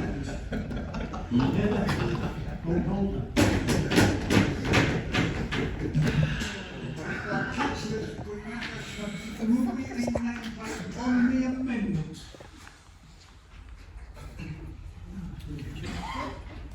So this is on the Labour budget amendment. You may vote for, against or abstain. With the names in order. Councillor David Carter. Against. Councillor Simon Carter. Against. Councillor Charles. Against. Councillor Churchill. Against. Councillor Clark. For. Councillor Danvers. For. Councillor Davies. For. Councillor Dunn. For. Councillor Durkin. For. Councillor Edwards. For. Councillor Garnett. For. Against.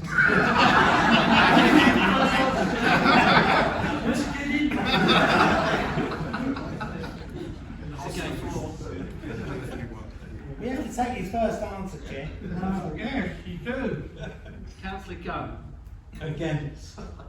Councillor Hardware. Against. Councillor Andrew Johnson. Against. Councillor Eddie Johnson. Against. Councillor Lepard. Against. Councillor Mallock. Against. Councillor Morrison. Councillor Perry. Against. Councillor Peirce. Against. Councillor Saggers. Against. Councillor Souter. Against. Abstain. Councillor Steer. Against. Councillor Stratton. For. Councillor Swords. Against. Councillor Vince. For. Councillor Watson.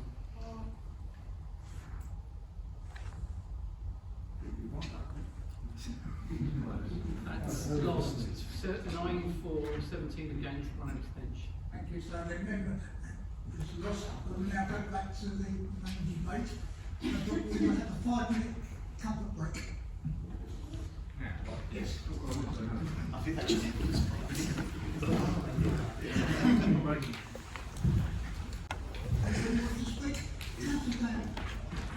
Thank you, Chair. Well, with the May elections coming along, we look like we've got something of the proposal being built on foundations of sand. And I would take my example tonight from that well-known and trusted ho-ho-ho authority, Tory Essex County Council, which, as you know, Chair, is very well represented tonight by the 4 councillors, which I call the guilty men who are going to be putting up the council tax, or I think they've already done it, at Chelmsford. Essex County Council, by the way, Councillor Pye, holds £1 billion in reserves. So if we're talking about a few million here, we're talking about £1 billion at Essex. I've been down this path before, Chair. I have seen an authority that gave money away. Lord Haddingfield, a beloved memory, in fact he was in prison for fraud, he, with the Tory authority, gave away, they were very selective though, only to old age pensioners, £100 from public funds, because of the tricky election year. And then when I was closely connected with Essex County Council, what did the Tories do? They froze the council tax for 3 years. What did they lose? £80 million. And what have they been doing for the last 10 years? They've been paying catch up ever since. Cutting social services, leaving our roads to rot, including Montrose Road, which we're apparently going to have this wonderful regeneration in Markle. Just start with the roads, that would do. We've seen all of this before, Chair, with Essex County Council. So it's a big, big, big risk to actually have this public money being given away, instead of actually being used for useful services for all of the people of Harlow, instead of just for some households. As I've said before, also to support it with the idea of a death tax, so that bereaved families will have to actually pay more to actually support this budget, I think is actually disgraceful. And the hypocrisy of this, okay, they're going to keep the council tax without an increase, they say, but then they're going to put the rents up because we haven't got, as far as council tenants are concerned, any problems at all. They're going to put up the rents by 4.1%. So at the end of the day, up go the rents. You couldn't make it up, could you? But apparently there isn't a cost of living a problem for some of the residents of this town, but there is for others. So I'm not quite sure about what that is. What's going to be interesting, Chair, is in 2 or 3 weeks' time, you're going to be presiding over a special council meeting. You're going to be presiding over a special council meeting. For 3 or 4 years now, the Tories in opposition voted down the precepting authorities. In 2 or 3 weeks' time, are they going to actually be putting up the total net council tax for Harlow? You, Chair, Councillor Hardware, Councillor Johnson and Councillor Garnett have already played their part at Chelmsford in putting it up by about £60 a year. The Police Commissioner has also played his part by putting it up, I believe, by 5%. The total will be a net increase for years to come. And where is this money coming from for these subsidies? France is going to tax its energy companies by the rate of £8 billion. What's our Chancellor going to do today? Apparently he's going to borrow £2.5 billion. He's going to give it to the energy companies. They are going to apparently give us kindly some money in October, which as consumers we will then have to pay back over 5 years. So at the end of the day, France can actually tax the energy companies. In Britain, we borrow money, give it to the energy companies, they give it to us, and then after 5 years, we pay it back. So at the end of the day, I will be opposing this budget. It just is so risky to the financial future of Harlow. I will not be here next year, But it will be very interesting to see who's actually in charge as well, Chair. But even if this bribe goes through, I don't think it will work in the May elections. Thank you, Chair. Is there any mention of the new music coming tonight? I didn't hear one at all. Well, they talk about regeneration and build, but tonight there was no mention of that, was there? Such a headline figure and a headline for the last May elections. But I'm going to help them out. Maybe they should do a cover of the All Saints Never Ever to raise cash for it. That's a good idea for you there. As Councillor Danvers says, reserves are there for a reason. Who saw COVID coming? Many of us fell back on our reserves, our savings, and with depleted finances, we're in a perilous state for the next crisis, although hopefully we'll be clear of the Tory variant soon. I mean, a full 7.8 billion of cash written off on dodgy COVID contracts is really sticking two fingers up to the taxpayer. And they talk about the cost of living like it's not their party who's in power. All of Tories' good intentions will be swallowed up by the cost of living crisis. National insurance will go up, food will go up, has gone up, highest level in 10 years. Interest rates will rise, and although there are tax cuts for the rich, there's loans for the rest of us. Nationally and locally, the Tories are high on headlines but low on detail. Their policies may mean you buy now, but you'll definitely pay later. Councillor Clark. Chair. Yes, I'm very concerned indeed at the one-off cut in council tax with no increases over 3 years. The individual implications are shocking and have already been discussed. The 50,000 cut in the crematorium, disgraceful. It only means that the prices will go up. So we're basically financing a £50 bribe from bereavement, which is shocking. £1 a week, an insult. And also it's absolutely the wrong time, as Tony has mentioned, to cut the community safety when the levels of solving crime are so low. There's also a reckless disregard for the long-term financial viability of the council.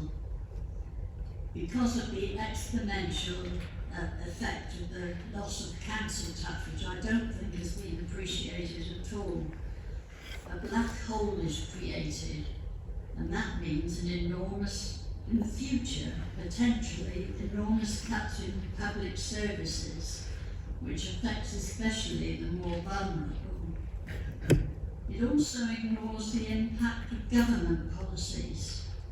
In spite of extra costs and extra demands, the council has endured every year successive government cuts, which have had a serious impact on our finances. And it's the 4th year we've had a 1-year settlement that offers no certainty in planning or stability. Yes, the extra council tax does hit the more vulnerable, but we're talking about a burden of 10p a week. 10p a week is hardly the massive amount of increases that people are talking about. The government has also slashed funding of council tax support schemes, which have to be noted, and more to the point, assumes that every local authority will raise its council tax to the maximum 2%. Now that funding forces the increases, hence the county council policies and police increases. We're only again talking about £10p a week. I don't like kicking the government when it's down and really out. Harlow's council's finances in future are extremely risky, both in terms of this budget and unless we get a change of government policy or change of government, future finances of councils.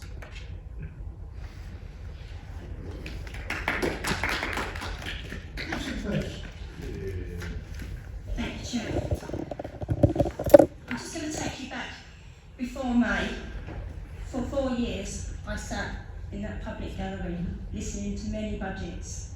I just want to say, I came into local politics because I was so upset by the state of our town, in a town that I grew up and has actually watched decline under a Labour council. I campaigned passionately under the last administration to release the funds for Church Langley, which never happened until the current administration got in and we released them. But not only was it Church Langley estate, but every estate I have visited has shown me that this budget is so important. It has shown me that landscape and maintenance for many years has been neglected. We were elected on a promise to restore pride in our estates, and this budget will do that. It includes £6.4 million to restore pride and enhance our environment. £250,000 to plant thousands of trees, of new trees, and 3 years of maintenance. That will ensure they will survive. A new environment task force will tackle the age-old issues of landscaping. A review of the maintenance schedule and its agreement. This represents 6.1% increase in spending on our environment. Never again will we see the neglect in our estates and our neighbourhood. We will improve our environment maintenance to the highest standards. I am proud for this budget and I know it will deliver what we need in the environment for a better future and for the next generation. Councillor Johnson.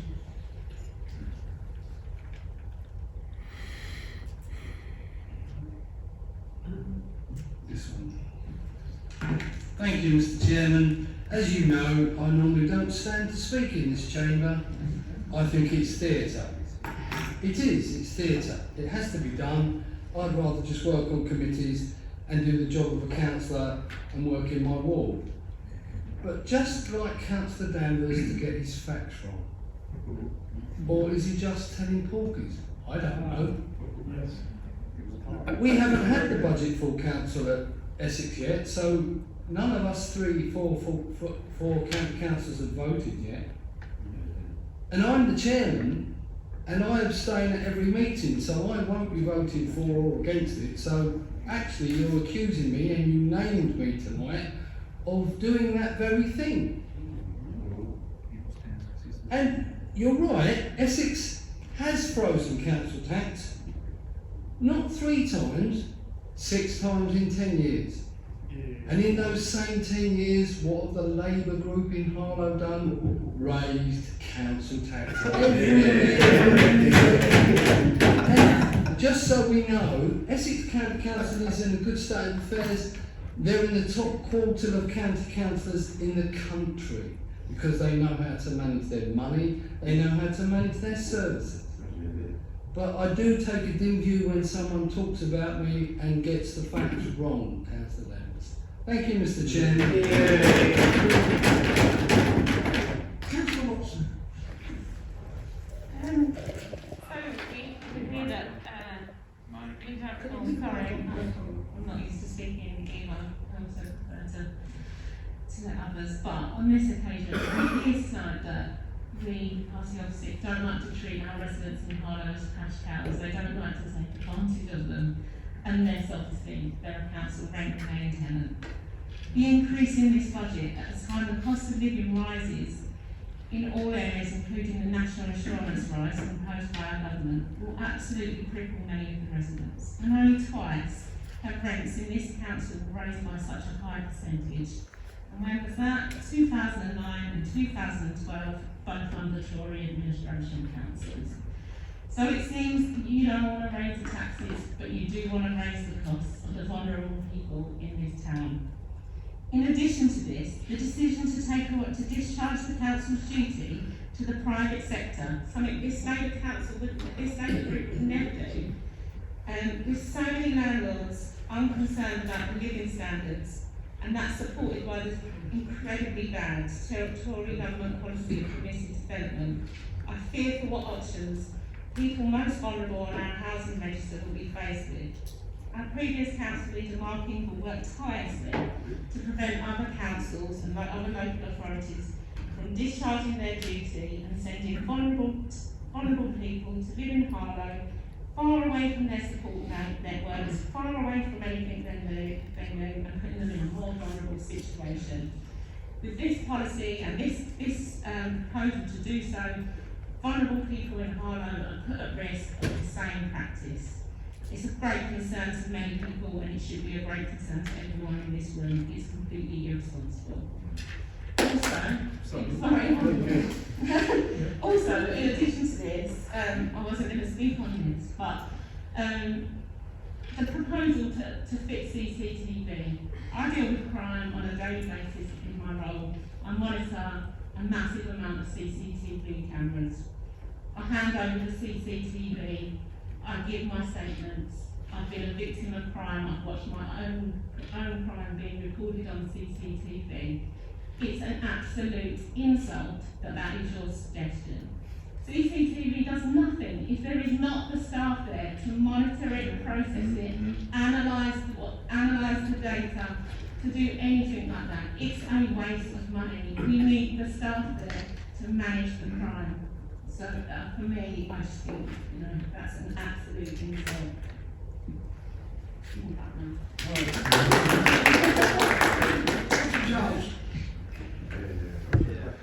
Thank you, Chair. The priority for this administration is to deliver on our ambition to recover at pace from the pandemic, work at all times to encourage the spread of opportunity and prosperity, deliver safer communities, and ensure that residents feel that this council listens and responds to their concerns. This budget is a step forward towards delivering on our corporate ambitions. Our medium-term financial strategy and the general fund budget respond to residents' concerns about the cost of living.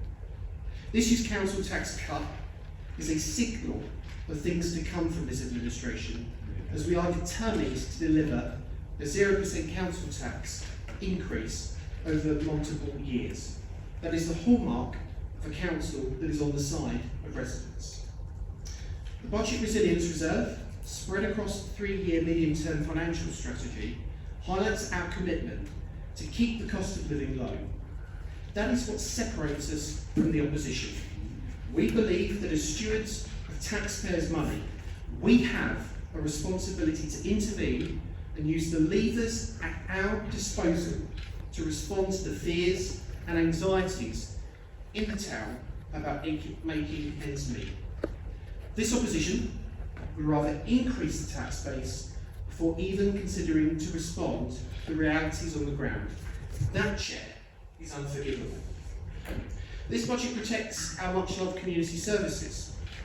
The discretionary service fund is forecast at the 31st of March 2022 to hold the highest level of closing balance than at any point over the previous 5 years, standing at almost £3 million. Several services supported by the Discretionary Services Fund have reverted to core funding, including the Playhouse, Flex Corner, and the Community Safety Team.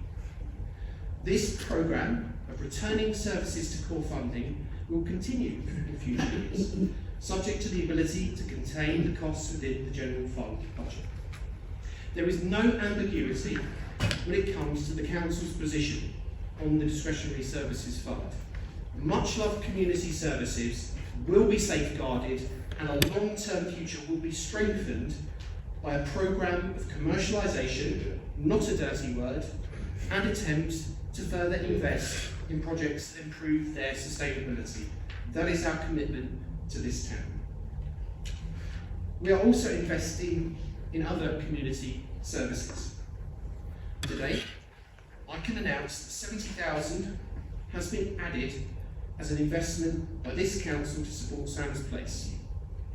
This service provides a range of opportunities for social interaction and development for children and young people with a disability. My colleagues and I back the service and have invested in it. That is true, compassionate, conservative. This budget provides the right foundations to support the delivery of our corporate plan. The Estate Renewal Fund, my colleague will announce shortly, is a hallmark of our approach to move forward with the target priority issues within housing areas across Harlow. This shows that our administration is focused on getting on with delivering residents' priorities. As part of the response to the challenges facing our community as a result of the pandemic, we have committed an additional $146,000 in the general fund budget to COVID recovery. Money used, for example, to train new HGV drivers to support the local supply chain. The creation of a debt advice post to support people struggling in the town. And support to businesses to access digital training to meet the demands of the future. We are also going to issue community and voluntary sector groups funding through the £130,000 partnership grant facility. Again, Conservatives supporting their local community. A tax cut for hardworking residents. COVID support funding. Much loved, community services protected, and a plan to keep the cost of living low in future years. That is what a Conservative council does. It stands up for residents' priorities, and it ignores the recklessness of an administration by protest. Residents want their money to go further. This Conservative administration will show that. This budget is a blueprint to deliver for Harlow's future. Thank you, Chair.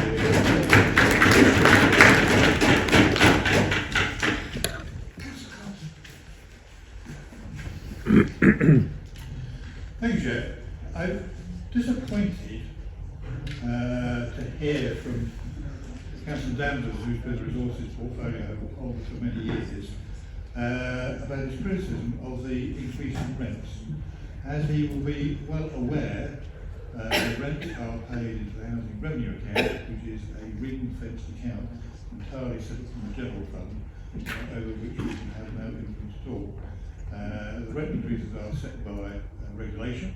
It applies to every single council across the country with their own council houses, and it's set at CPI plus 4%, whatever thus.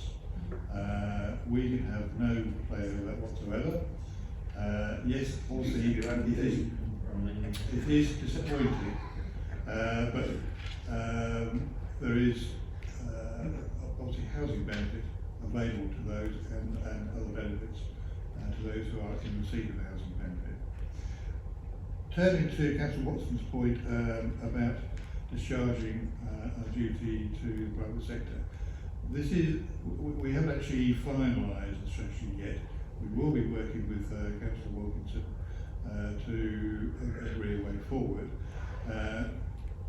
Because of the demand for housing, we have to look everywhere, and there will be some people to whom the private sector will be appropriate, but not everybody. But it's just one more string to our bow. Now, I was going to do, well, I am going to go on and say a bit more about housing.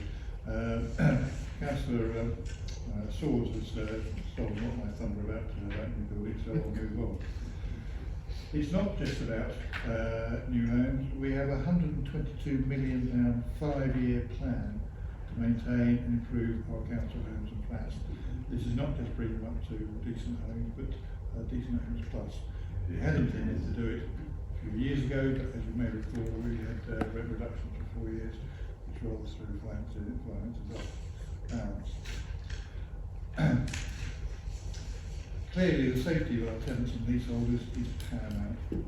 So there is £3.6 million this year proposed to enhance fire safety in tower blocks and flats, and we have put more aside in the HRA reserve in anticipation of new regulations coming out post-Brexit. There is also a further £4.8 million for improving energy efficiency in homes to tackle climate change and fuel poverty, and there is further money, about £800,000 for disabled adaptations. as you've heard tonight, clearly, one of our priorities is to clean up the estates. Housing is contributing to that by undertaking a review of the cleaning and caretaking services in flat blocks and seeking to extend its coverage. We want to improve the actual standards and actual monitoring to make sure the work is actually done. We are all aware of the pressures on housing and homelessness. Despite the delays due to COVID last year, the council managed to house 443 households from the housing need register. Last month there were 256 families in temporary accommodation against a target of 340. I'm also pleased to say that through the endeavours of our homeless team and the brilliant partners Streets of Homes, we are not aware of any intentional rough sleepers since October and every month since. This is something of a record. I can't imagine there are many councils who can actually claim that. I say intentional rough sleepers, I'm not saying there are no rough sleepers at all, because there are some who I know just can't be housed for various reasons. Through the support of our dedicated tenancy team, almost 98% of rents were collected last month, in the top percentile performance. One of the things we have been doing, and I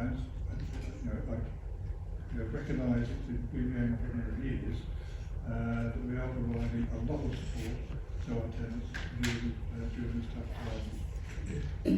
So, from here, I pass congratulations and well done to our entire housing team for their hard work and dedication in helping those most in need. In conclusion, housing and homelessness is not about numbers, it's about people. We have the right teams in place to deliver homes to Harlow people. Councillor, we've gone past the 2-hour period. Do you want to come in? Yes. Councillor Edwards.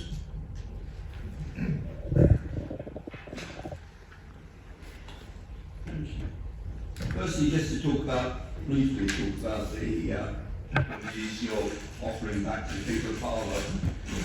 £1 a week. I went to the pound shop today to see what a pound would buy. A bag of Maltesers. That's not to every resident in Harlow that will get this bag of Maltesers every week. It's every household. In fact, it's every household that pays council tax, presumably to be shared amongst them.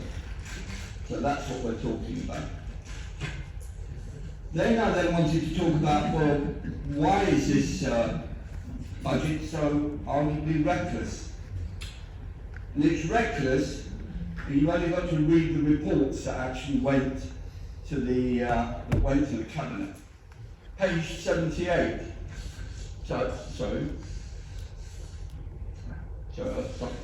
Page 24 said, there are a number of key issues which could impact on the plans set out in this report over the 3-year period. The medium-term impacts of the COVID crisis, which continue to impact the council, particularly in respect of reduced income. The uncertainty regarding the government's intention regarding public sector funding, which is again just seen a 1-year financial settlement. The potential inflationary pressures and possibly future interest rates.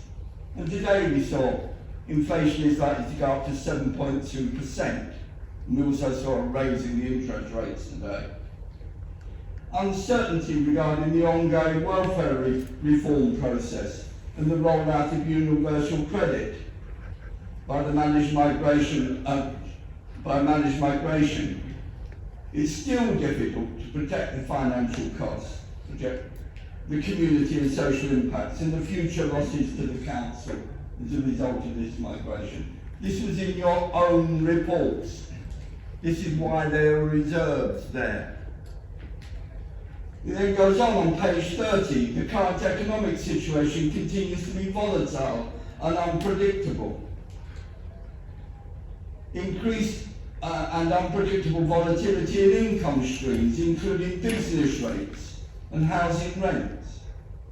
The council's budgets, particularly its income budgets, will be susceptible to variation over the period of the MTFS. Further expenditure pressures are also likely.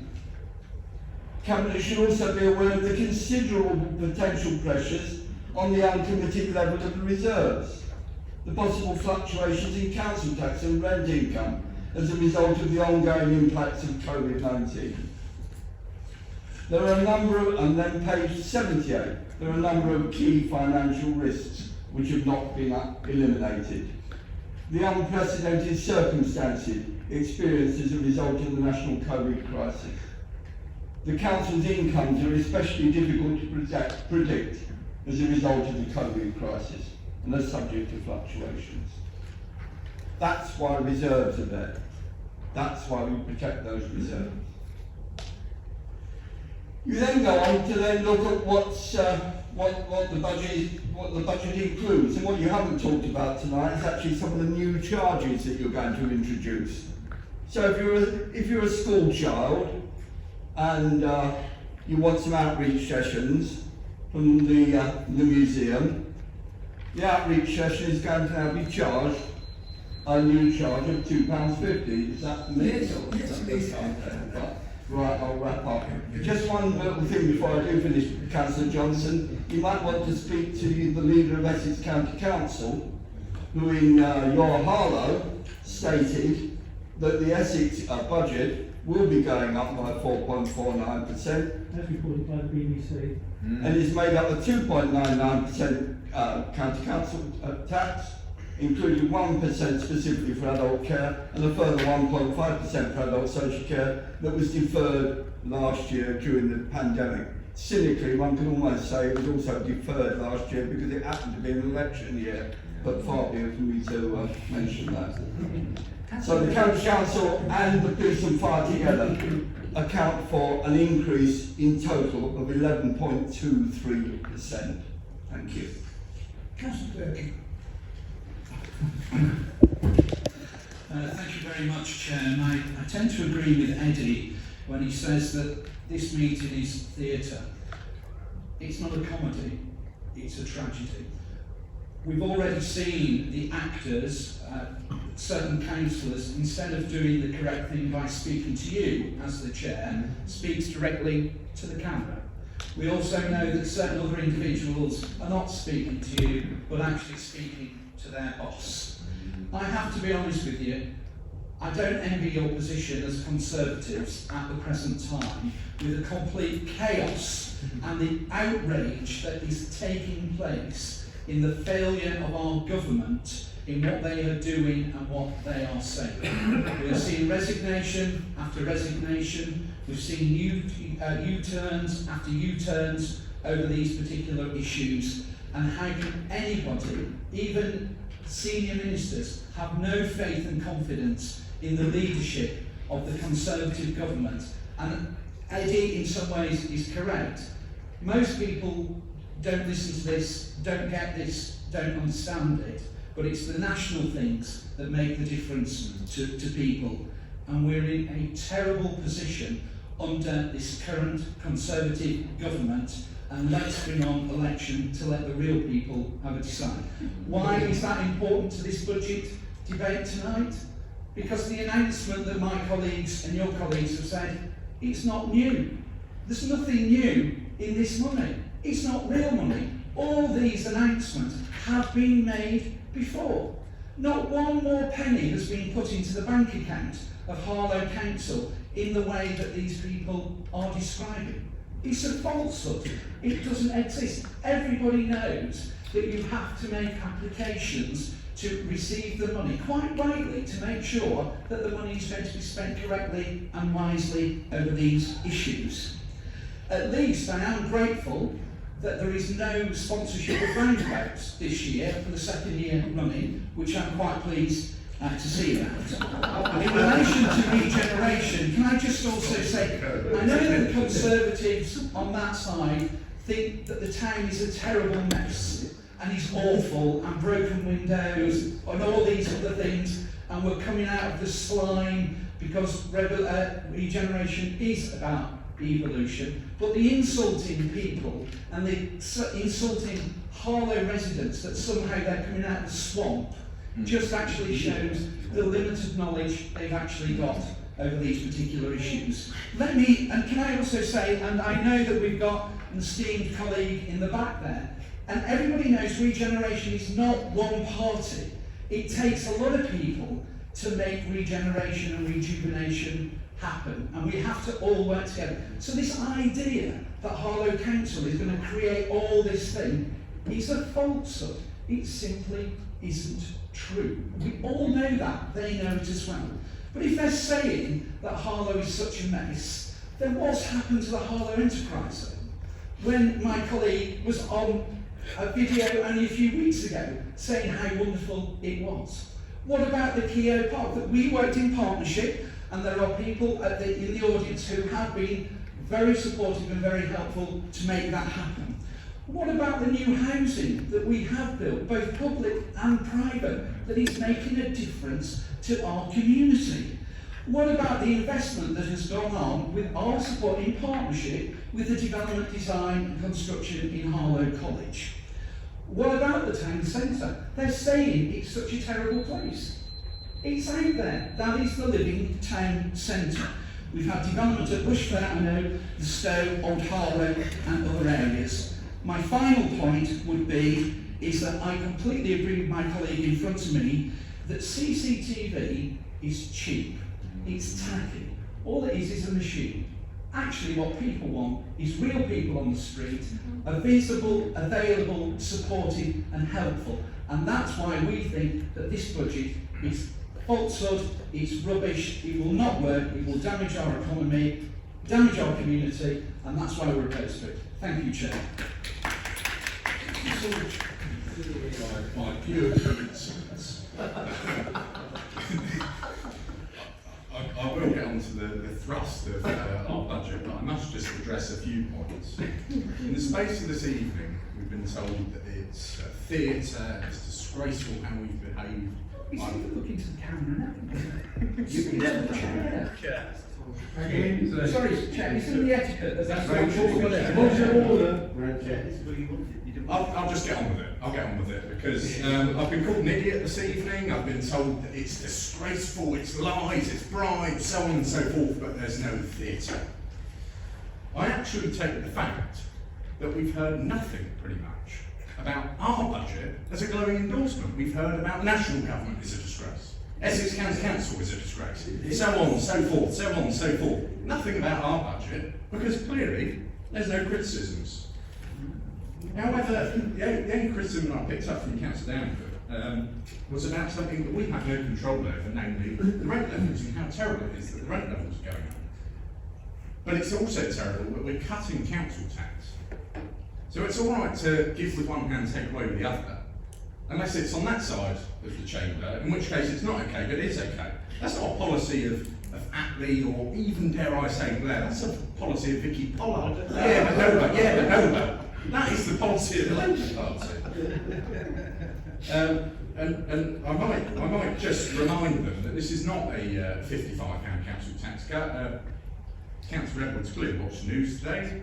The Conservative government are topping up our £55 council tax cut with another £150. It's a £205 council tax cut. The biggest I may add, ever in UK history, but I don't want to labour that one too much. I'm going to go on to regeneration because in March we will celebrate Harlow's 75th birthday. 75 years, as I said, of innovation, enterprise and community. It's well versed that just a few miles from where we sit, the first fibre optic cabling was invented, which is now sprouting in every home in the country and every building across the globe. That's a tissue. Colin? It's now out. It's now out that on that very spot lives the UK's biggest.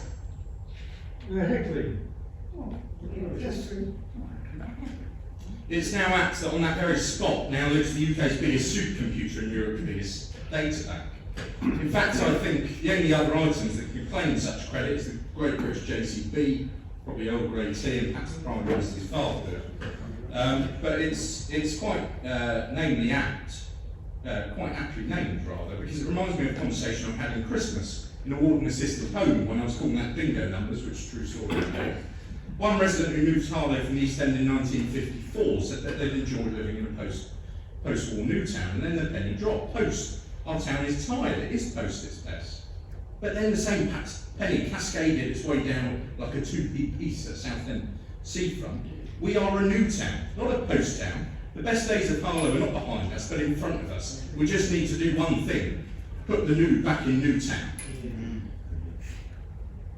There is a serious point to some of this. Harlow is the same town that the recipe for Bailey's was invented, now sold in 118 countries across the world. It pioneered the first high-rise block.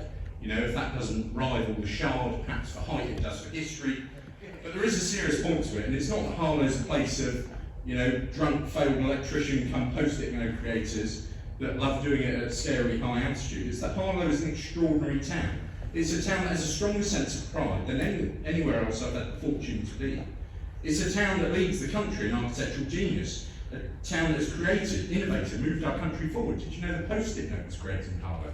The Labour Party clearly did, because they wrote their alternative budget on it tonight. What is needed, however, and I do take some of their jibes with a pinch of salt, but what is needed is not rhetoric and promises, it's action. This is a town with which we are going to seize the opportunity, ping off the guard ropes of self-doubt, regenerate in the form which I believe Dubai can probably compare. We're putting more investment into building the homes our people need than in the past 30 years combined. Harlow homes for Harlow families, at the cutting edge of architecture and energy efficiency, regenerating left behind estates with hundreds of millions of pounds. A new estate renewal fund, and I cannot wait to announce the specific projects from that, but tonight I will announce just one.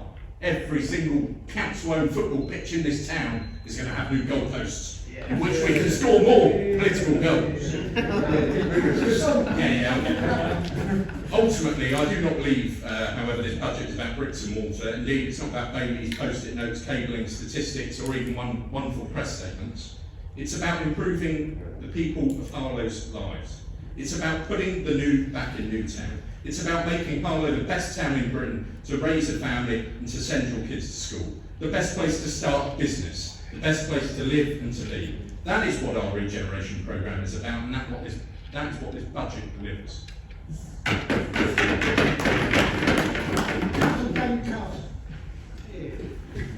Thank you, Chair. I'm trying to look at you, otherwise I'll be accused of playing to the camera. Thank you, Mr. Chairman. About 2 years ago, we were warned of a new virus that was about to attack the people of the world, including us here in Harlow. We were told many would die and hospitals would be overrun.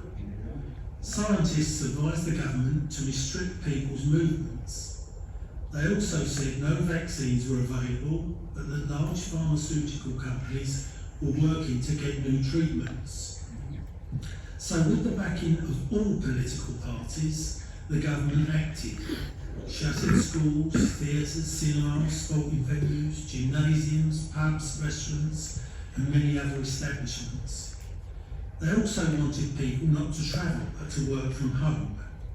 They also restricted people from visiting others. This all led to Christmas 2020 being one of the most miserable in recent history, with people not being allowed to see each other at this, the usual time for family gatherings. So we had to wait until the drug giants came up with vaccines. But the government recognised people were struggling with their finances, so they made billions available in various schemes to pass to businesses and onward to employees. These funds were to be distributed by local councils. But here in Harlow, the Labour administration were very slow to deliver these monies. So slow, in fact, that this was reported in the press that Harlow were amongst the slowest in the country. Then we had the 2021 budget, in which the Labour administration were going to increase council tax. Having been told by the Conservative opposition that this was unnecessary and it would add more grief to the already under pressure residents, but they went ahead anyway. By March, April, people were starting to have the new vaccines developed by pharmaceutical industries, so good news was coming through. Then in May we had the local elections, and the residents remembered the lack of care shown by the Labour group. They promptly voted them out, including their leader, in what was thought to be a safe seat in Bush Fair. But it was not all bad news. One Labour councillor was re-elected, holding on by his fingertips. The Labour group was so relieved and delighted at this, they made him their new leader. So we now have a new Conservative council elected on two fronts. One on the ineptitude and lack of care shown by the previous Labour administration, and two by the various promises made by the new Conservative administration. Then we were hit by a new variant, Omicron, which caused delays to lifting of restrictions. The government stepped up with more financial support. This time, however, the Conservative administration and council officers worked hard to distribute this money as fast as they could, even contacting businesses and helping them with their applications. So on to promises made by the new Conservative administration. Yes, they looked at the finances and have given a rebate to all those tenants who were let down last year. Promise kept. Then, as you heard earlier, 26 million put aside for new council homes to be built on brownfield sites for people on their housing register at normal council house rents. Promise kept. Then we come to regeneration of the town centre. This is being worked on, and I cannot wait to see the plans and have them put out for public consultation. Councillor Carter, can you finish your 5 minutes are up? Right. So, I was going to go on to say about the estates, but I'll wrap it up there. So, Mr Chairman, as a councillor, not in the Cabinet, I will be keeping those members who are in the Cabinet up to their word and getting these things moving. One last thing about promises. The Labour group over the last 10 years did not break any of their promises either. They promised nothing and delivered nothing.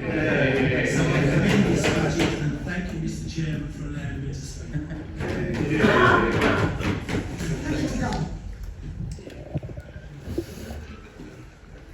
Thank you, Chair, and apologies for the false start earlier. I'm delighted to speak in support of this administration's... I'm delighted to speak in support of this administration's historic council tax cut, our plan to improve services and to invest in building a better Harlow. Speaking as councillor for the Staple Tye ward, I strongly welcome the new estate renewal fund. Across Harlow, there's a real need to renew our housing estates, and Staple Tye is no exception. I have in mind estates such as Lower Meadow and Barleycroft in particular, but there are many that are in need of renewal. And I think voters in Staple Tye will find it mad if any of us in this chamber tonight of either political party voted against the creation of this fund. And I look forward to working with Councillor Swords and Councillor Simon Carter to ensure the fund delivers improvements for all parts of Harlow and in Staple Tye. I also welcome funding for the refurbishment of the Griffin Suite and wider works to the Latin Bush Centre and funding for fire safety works to the Joiners Field tower blocks. Councillor Leppard, thank you. Thank you for finding £250,000 for tree planting and maintenance, something I think we can all warmly welcome. And it's fantastic seeing Councillor Nicky Burst already planting thousands of new trees, and with a plan to keep more than a fraction of them alive. As the medium-term financial strategy explains, our trees are valuable assets essential to carbon reduction and our response to climate change. They help improve air quality, biodiversity, support good mental health, and improve quality of life across Harlow. We have made a great start, but must do much more, not just planting new trees, but looking after our green assets, which this funding allows. It's brilliant that the Conservatives are investing in this, safeguarding Harlow's natural environment. I also want to commend Councillor Simon Carter for the comprehensive housing services business plan and the housing service in general for their aim to be carbon neutral by the end of the decade. The plan rightfully underlines the growing challenge of climate change, including the impact that changing weather patterns is having on our housing stock. And on the day that the government has put £8.6 billion towards helping households with their rising energy costs, it's so right that the energy efficiency of the council's housing stock is being prioritised. This is key to addressing the risk of fuel poverty and ensuring we can keep Harlow Council's tenants' energy costs down. So I welcome the £11 million that we'll be spending over the next 2 years on external works to our housing stock that will help deliver energy efficiency for the council tenants. Of course, under this Conservative administration, Harlow Council has set an ambitious 2040 net zero target for its own operations, and work is underway on a wider climate change strategy that will seek to address, among other objectives, the need to get the overarching principles mentioned in the Housing Service Business Plan. There's also a hugely important commitment to the housing business plan that the new homes we will build will be carbon neutral and have greenery that will be maintained. Vital as we build a town fit for the future, with more homes available for Harlow families to call their own. So, Chair, our budget delivers. It delivers on the need to do more on climate change. It delivers for the residents of Staple Tye, who I'm so humbled to represent. And it delivers for Harlow taxpayers, the real people, who voted for this Conservative administration to give them a tax cut and better services, and we're honouring our promise to them. Thank you, Chair.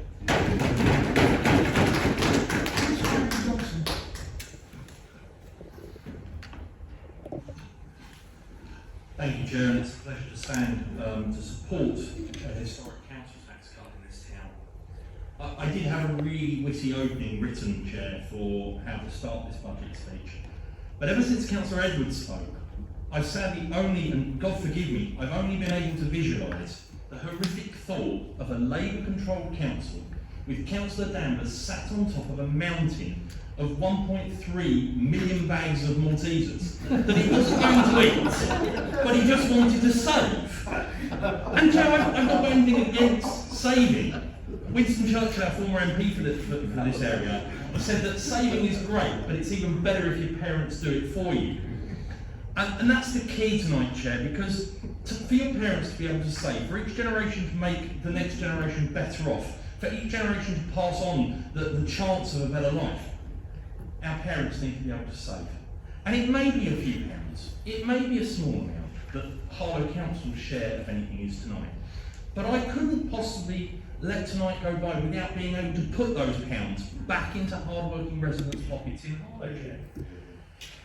We've heard a lot tonight from the other side, Chair, about the government, the county council, the energy companies, the cost of living, Uncle Tom probably and all. But at the end of the day, Chair, it's all smoke and mirrors. It's smoke and mirrors designed to distract the public and distract people in the audience and distract people watching at home from the fact that not only did they plan to have a council tax rise years ago in this town this year, not only did they see the horrors that the pandemic has wrought on people and the people's pockets in Harlow, but despite seeing that, they still came here tonight with the gall to raise council tax, and they're still trying to belittle the Conservative Party for saving people money.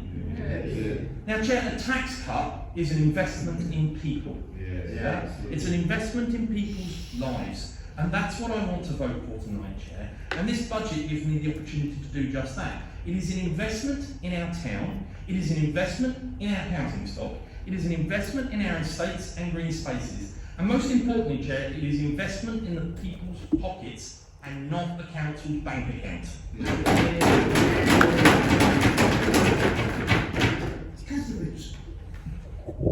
Thank you, Chair. He's just speaking, can't believe it.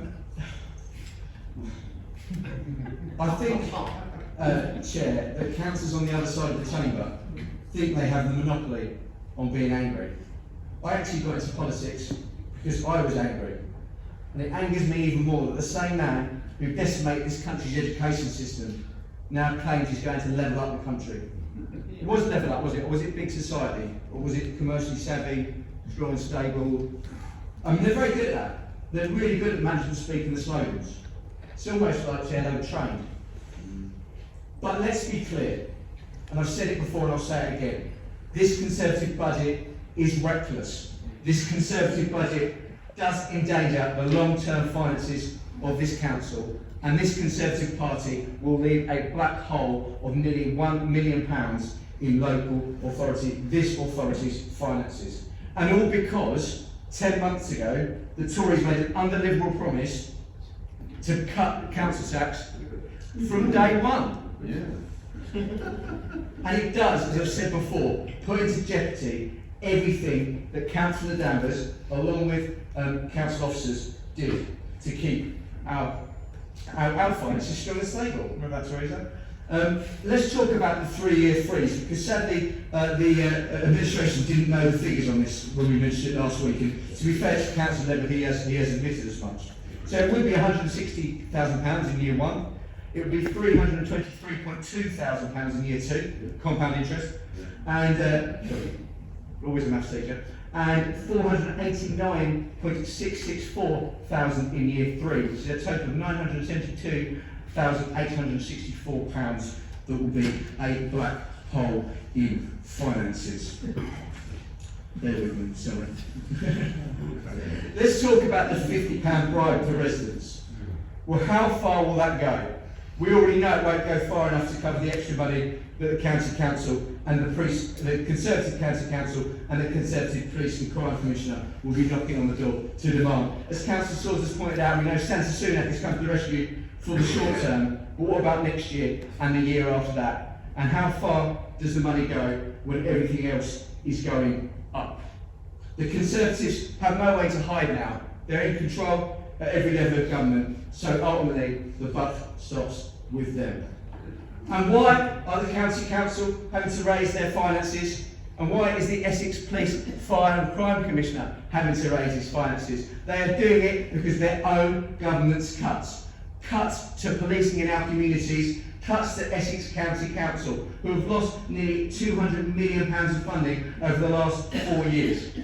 But let's look at specifics with their budget, Chair. When I asked last week about this estates renewal fund that they keep mentioning, it's £363, they didn't know what it meant, Chair, and they didn't know what estates were going to benefit from it, and they criticise us for lack of detail. We've also been criticised, Chair, when we discussed HTS. The Conservative administration are relying on HTS to provide an extra £100,000 of income. They weren't very good last week, I have to say. I'll ask them what happens if they don't make that money back. It's interesting, isn't it, how the Tories are now championing the HTS. It's another thing they couldn't do, Chair, from day one. Chair, I reject this budget. I reject the interruption. I reject any budget which makes me fear for our town and the people in it. And I ask the people of Harlow in May to reject it as well.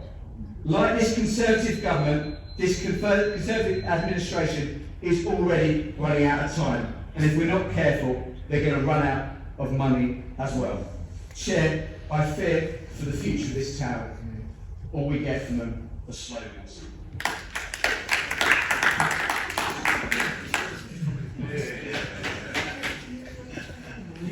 Wow. God bless him, he had to try, didn't he? All you get is doom and gloom and doom and gloom. And it's always right. I mean, I've spoken with many of the members opposite on a personal level. They're quite nice people, they're very pleasant socially, but you wouldn't think so to listen to them. All they come out with is negativity all the time. And they've spent so much time tonight talking about what everyone else is doing. You know, if you were a casual passing member of the public, you wouldn't know what their budget was all about because they didn't spend any time really talking about it. And then it comes on to us, and all they've got is misery and doom. And it's lovely to have Councillor Andrew Johnson back with us tonight, and I welcome his speech, and I welcome the sentiments he raised around labour, tax and saving. The money is much better off in the pockets of local residents because they know what to do with the money better than we do. Savings is better in their pockets, but of course, you know, people putting their savings in their top sock drawer for a rainy day, if Labour ever found out about that, they'd probably put a tax on socks as well. Oh, Harlow is a great town. None of us have ever said otherwise. The Conservative Party is proud of Harlow's past. We acclaim the scientific and technological innovations to which Harlow gave birth and which ushered in the modern industrial and scientific age. Examples, as have already been cited by Councillor Swords, as diverse as radar by Raytheon, fibre optic by BNR, and yes, the humble post-it note by 3Ms are to name but a few. And we can look back at the history of our town in the confidence that it has not been a drain on the state, but instead contributed to the well-being of our nation and that of mankind the world over.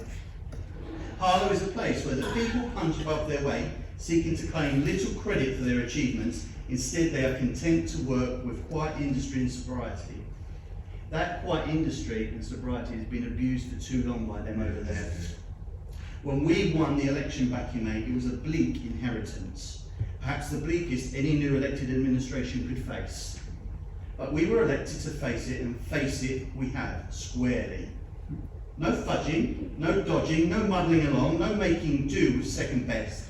Because second best so quickly turns into third best, and third best into a downward spiral of decline. A spiral of decline we have still heard tonight that this party opposite still continues to deny. This administration was determined to restore Harlow and Harlow's pride, to halt the decline left by Labour and to revive our town, to lift it from its depressed state and reawaken its spirit. That was the task we were given, and that was the task we're succeeding in. This budget sets out a £55 reduction to this year's council tax. But wait, there's more. Councillor Danvers is out of time and he is out of touch because he's missed the news today, because we learned that the government will add a further rebate of £150. That's 90% of all the homes in Harlow will receive that reduction in this year's council tax bill of £205. So it doesn't matter, in essence, what's going on in the county, because people will see a reduction in their council tax bills of £205. More than a packet of Maltesers every week. In fact, I think there's 52 weeks in a year, and if they cost £1 a week, that's more like 4 years' worth of Maltesers. We keep hearing about the maths teacher here. Perhaps his deputy leader might have run the budget past him rather than Diane Abbott, and they might come up with a better appraisal of the situation. The government has announced a further £150 million package to support lower earners in higher banded properties. Harlow residents will see the largest reduction in council tax than anywhere else in the country. Ever. Cat's back in the bag, mate. It's back in the bag and it's round your neck. Okay? And it's following you behind that clapped out old idea that you've got that you can tax, tax and tax. In this budget, council tax is planned to be frozen for a further 2 years, meaning council taxpayers will pay £2.1 million less under this administration than under theirs. Not a bribe as they would have it, but rather we're dealing with the cost of living issues facing the people of our town. We hear, who's 6.4 million to enhance the town's landscaping, more funding for Pets Corner, Playhouse and the like. Council car parking charges frozen, helping again with the cost of living. We've heard about the muddle thinking, I won't go over that again. There is no council anywhere I know that is tackling problems is people's face with more vigour and imagination than this Conservative administration. Mr Chairman, in this party, the Conservative Party, we do not lie down and tamely accept difficulties or setbacks. We overcome them. We do not govern by protest, we govern by taking positive and decisive action. We do not keep on looking to see where recovery is around the corner, fearful of an uncertain future. The future is uncertain to all of us, perhaps not Mr. Mayor. But we set to work to bring about the recovery. We do not wait for the future. We do not wait for the future. We go out there and make it.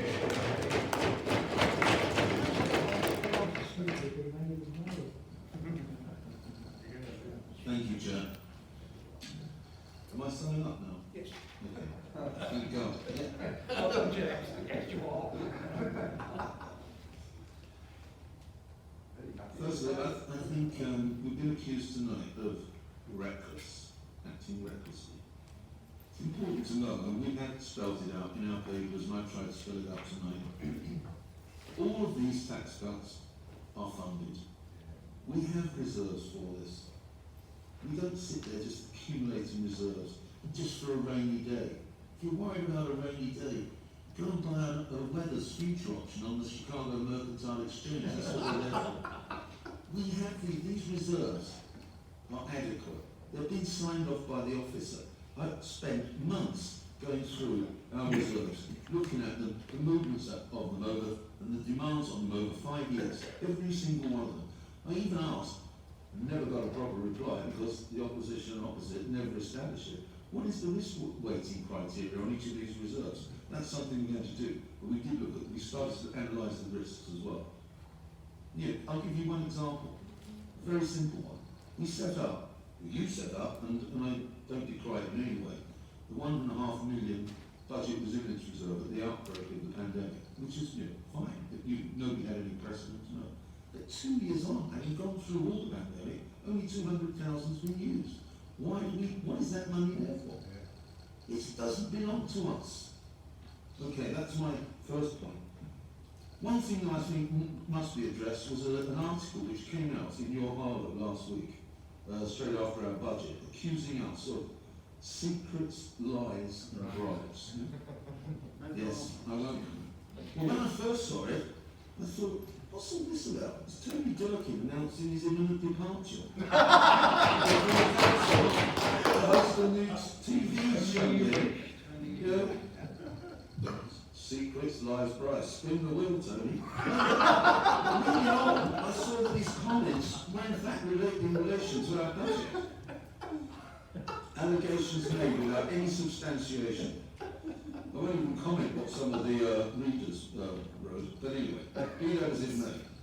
I'm indebted to him because it does quite serve as a good headline for me to close now. Secret, lies and bribes. Firstly, secrets. Similar to the former administration's abject failure to disclose the consultancy fees that were paid out for their doomed Harlow Metro fantasy project?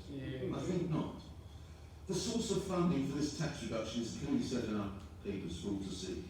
We've demonstrated there are ample funds for this and we're leaving the discretionary services at their best level. You talk about being reckless. What about rushing out when you're on the cusp of losing a major grant because you haven't built any houses?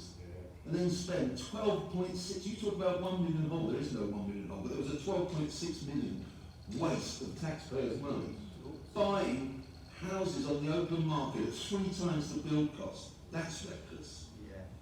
As to lies, well, the only line we've all seen is the former administration lying on its backside for almost a decade, delivering no new homes and watching the town centre fall into decay and ruin. And finally, bribes. I think my colleagues have explained it. The tax cut was an open manifesto pledged by this party. We've spoken about it all the way through. And I just find the hypocrisy of the opposition incredible. 6 weeks of office, they've been pressing us since May to undertake, well, where's the tax cut? Where is it? When are you going to do it? You're not going to do it. Knowing full well that we couldn't do it in 2021 as the budget had been set in April by themselves and we only assumed office in May. We hold people's money on trust. We're accountable for it. It isn't ours. So how can it, without stretching the English language beyond its reasonable levels of endurance, be described as a bribe to give back people what is their own? What absolute and manifest nonsense. This budget puts Harlow on the starting line. It's not the end of the race, it's the beginning, but forward we will go. Thank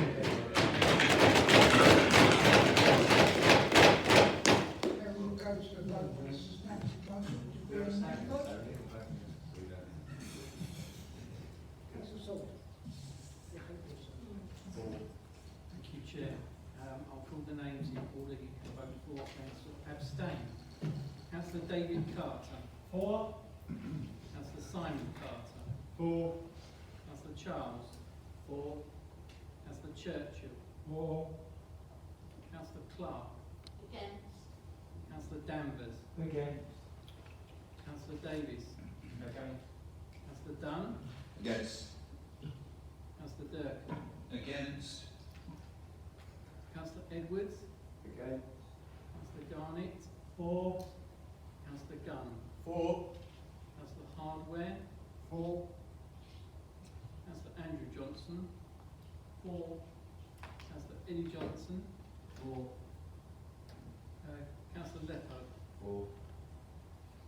Councillor Malik. For. Councillor Morrison.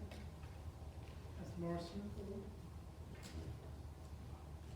Councillor Perrin. For. Councillor Peirce. For. Councillor Saggers. For. Councillor Souter. Abstain. Councillor Steer. For. Councillor Swords. For. Councillor Vince. Against. Councillor Watson.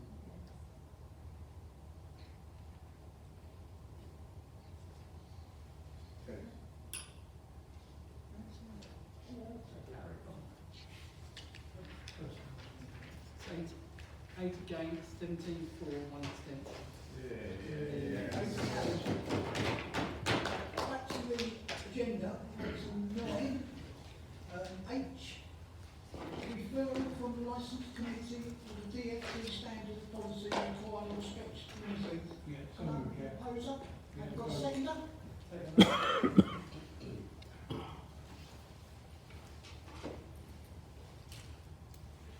Is that agreed? Agreed. Item I, referral from the constitutional amendment to the constitutional. Mr. Carter, have you got a seconder? Councillor Leppo? Is that agreed? No. Oh, sorry, the amendment is. Simon? Thank you, Chair. If you look on paragraph 14 of the report on page 23 of the supplement, there is a proposal to increase the procurement threshold from 50 to 75,000. The amendment is that the minimum procurement threshold requiring consultation with a portfolio holder remain at 50,000 and 25,000 for consultancy services. The upper limit be increased to 350,000 and 100,000 for consultancy services as recommended in the report. And 2, authority be delegated to the Director of Governance and Corporate Services to ensure that any elements of contracts and orders are in compliance with the amended thresholds. You do have a copy of this amendment in front of you. Just to let you know, we need to put this in. The constitutional panel recommended to full council that all amended. Is that right? Yeah. Item 10, reports from officers. It's the interim review of polling districts and places, next ward. We've got Mrs. Morrison and seconded. Thank you. Is that right? Minutes, item 11, minutes of the Cabinet Committee meetings of the noting. Agreed? I've had no matters of urgent business, so the meeting closed.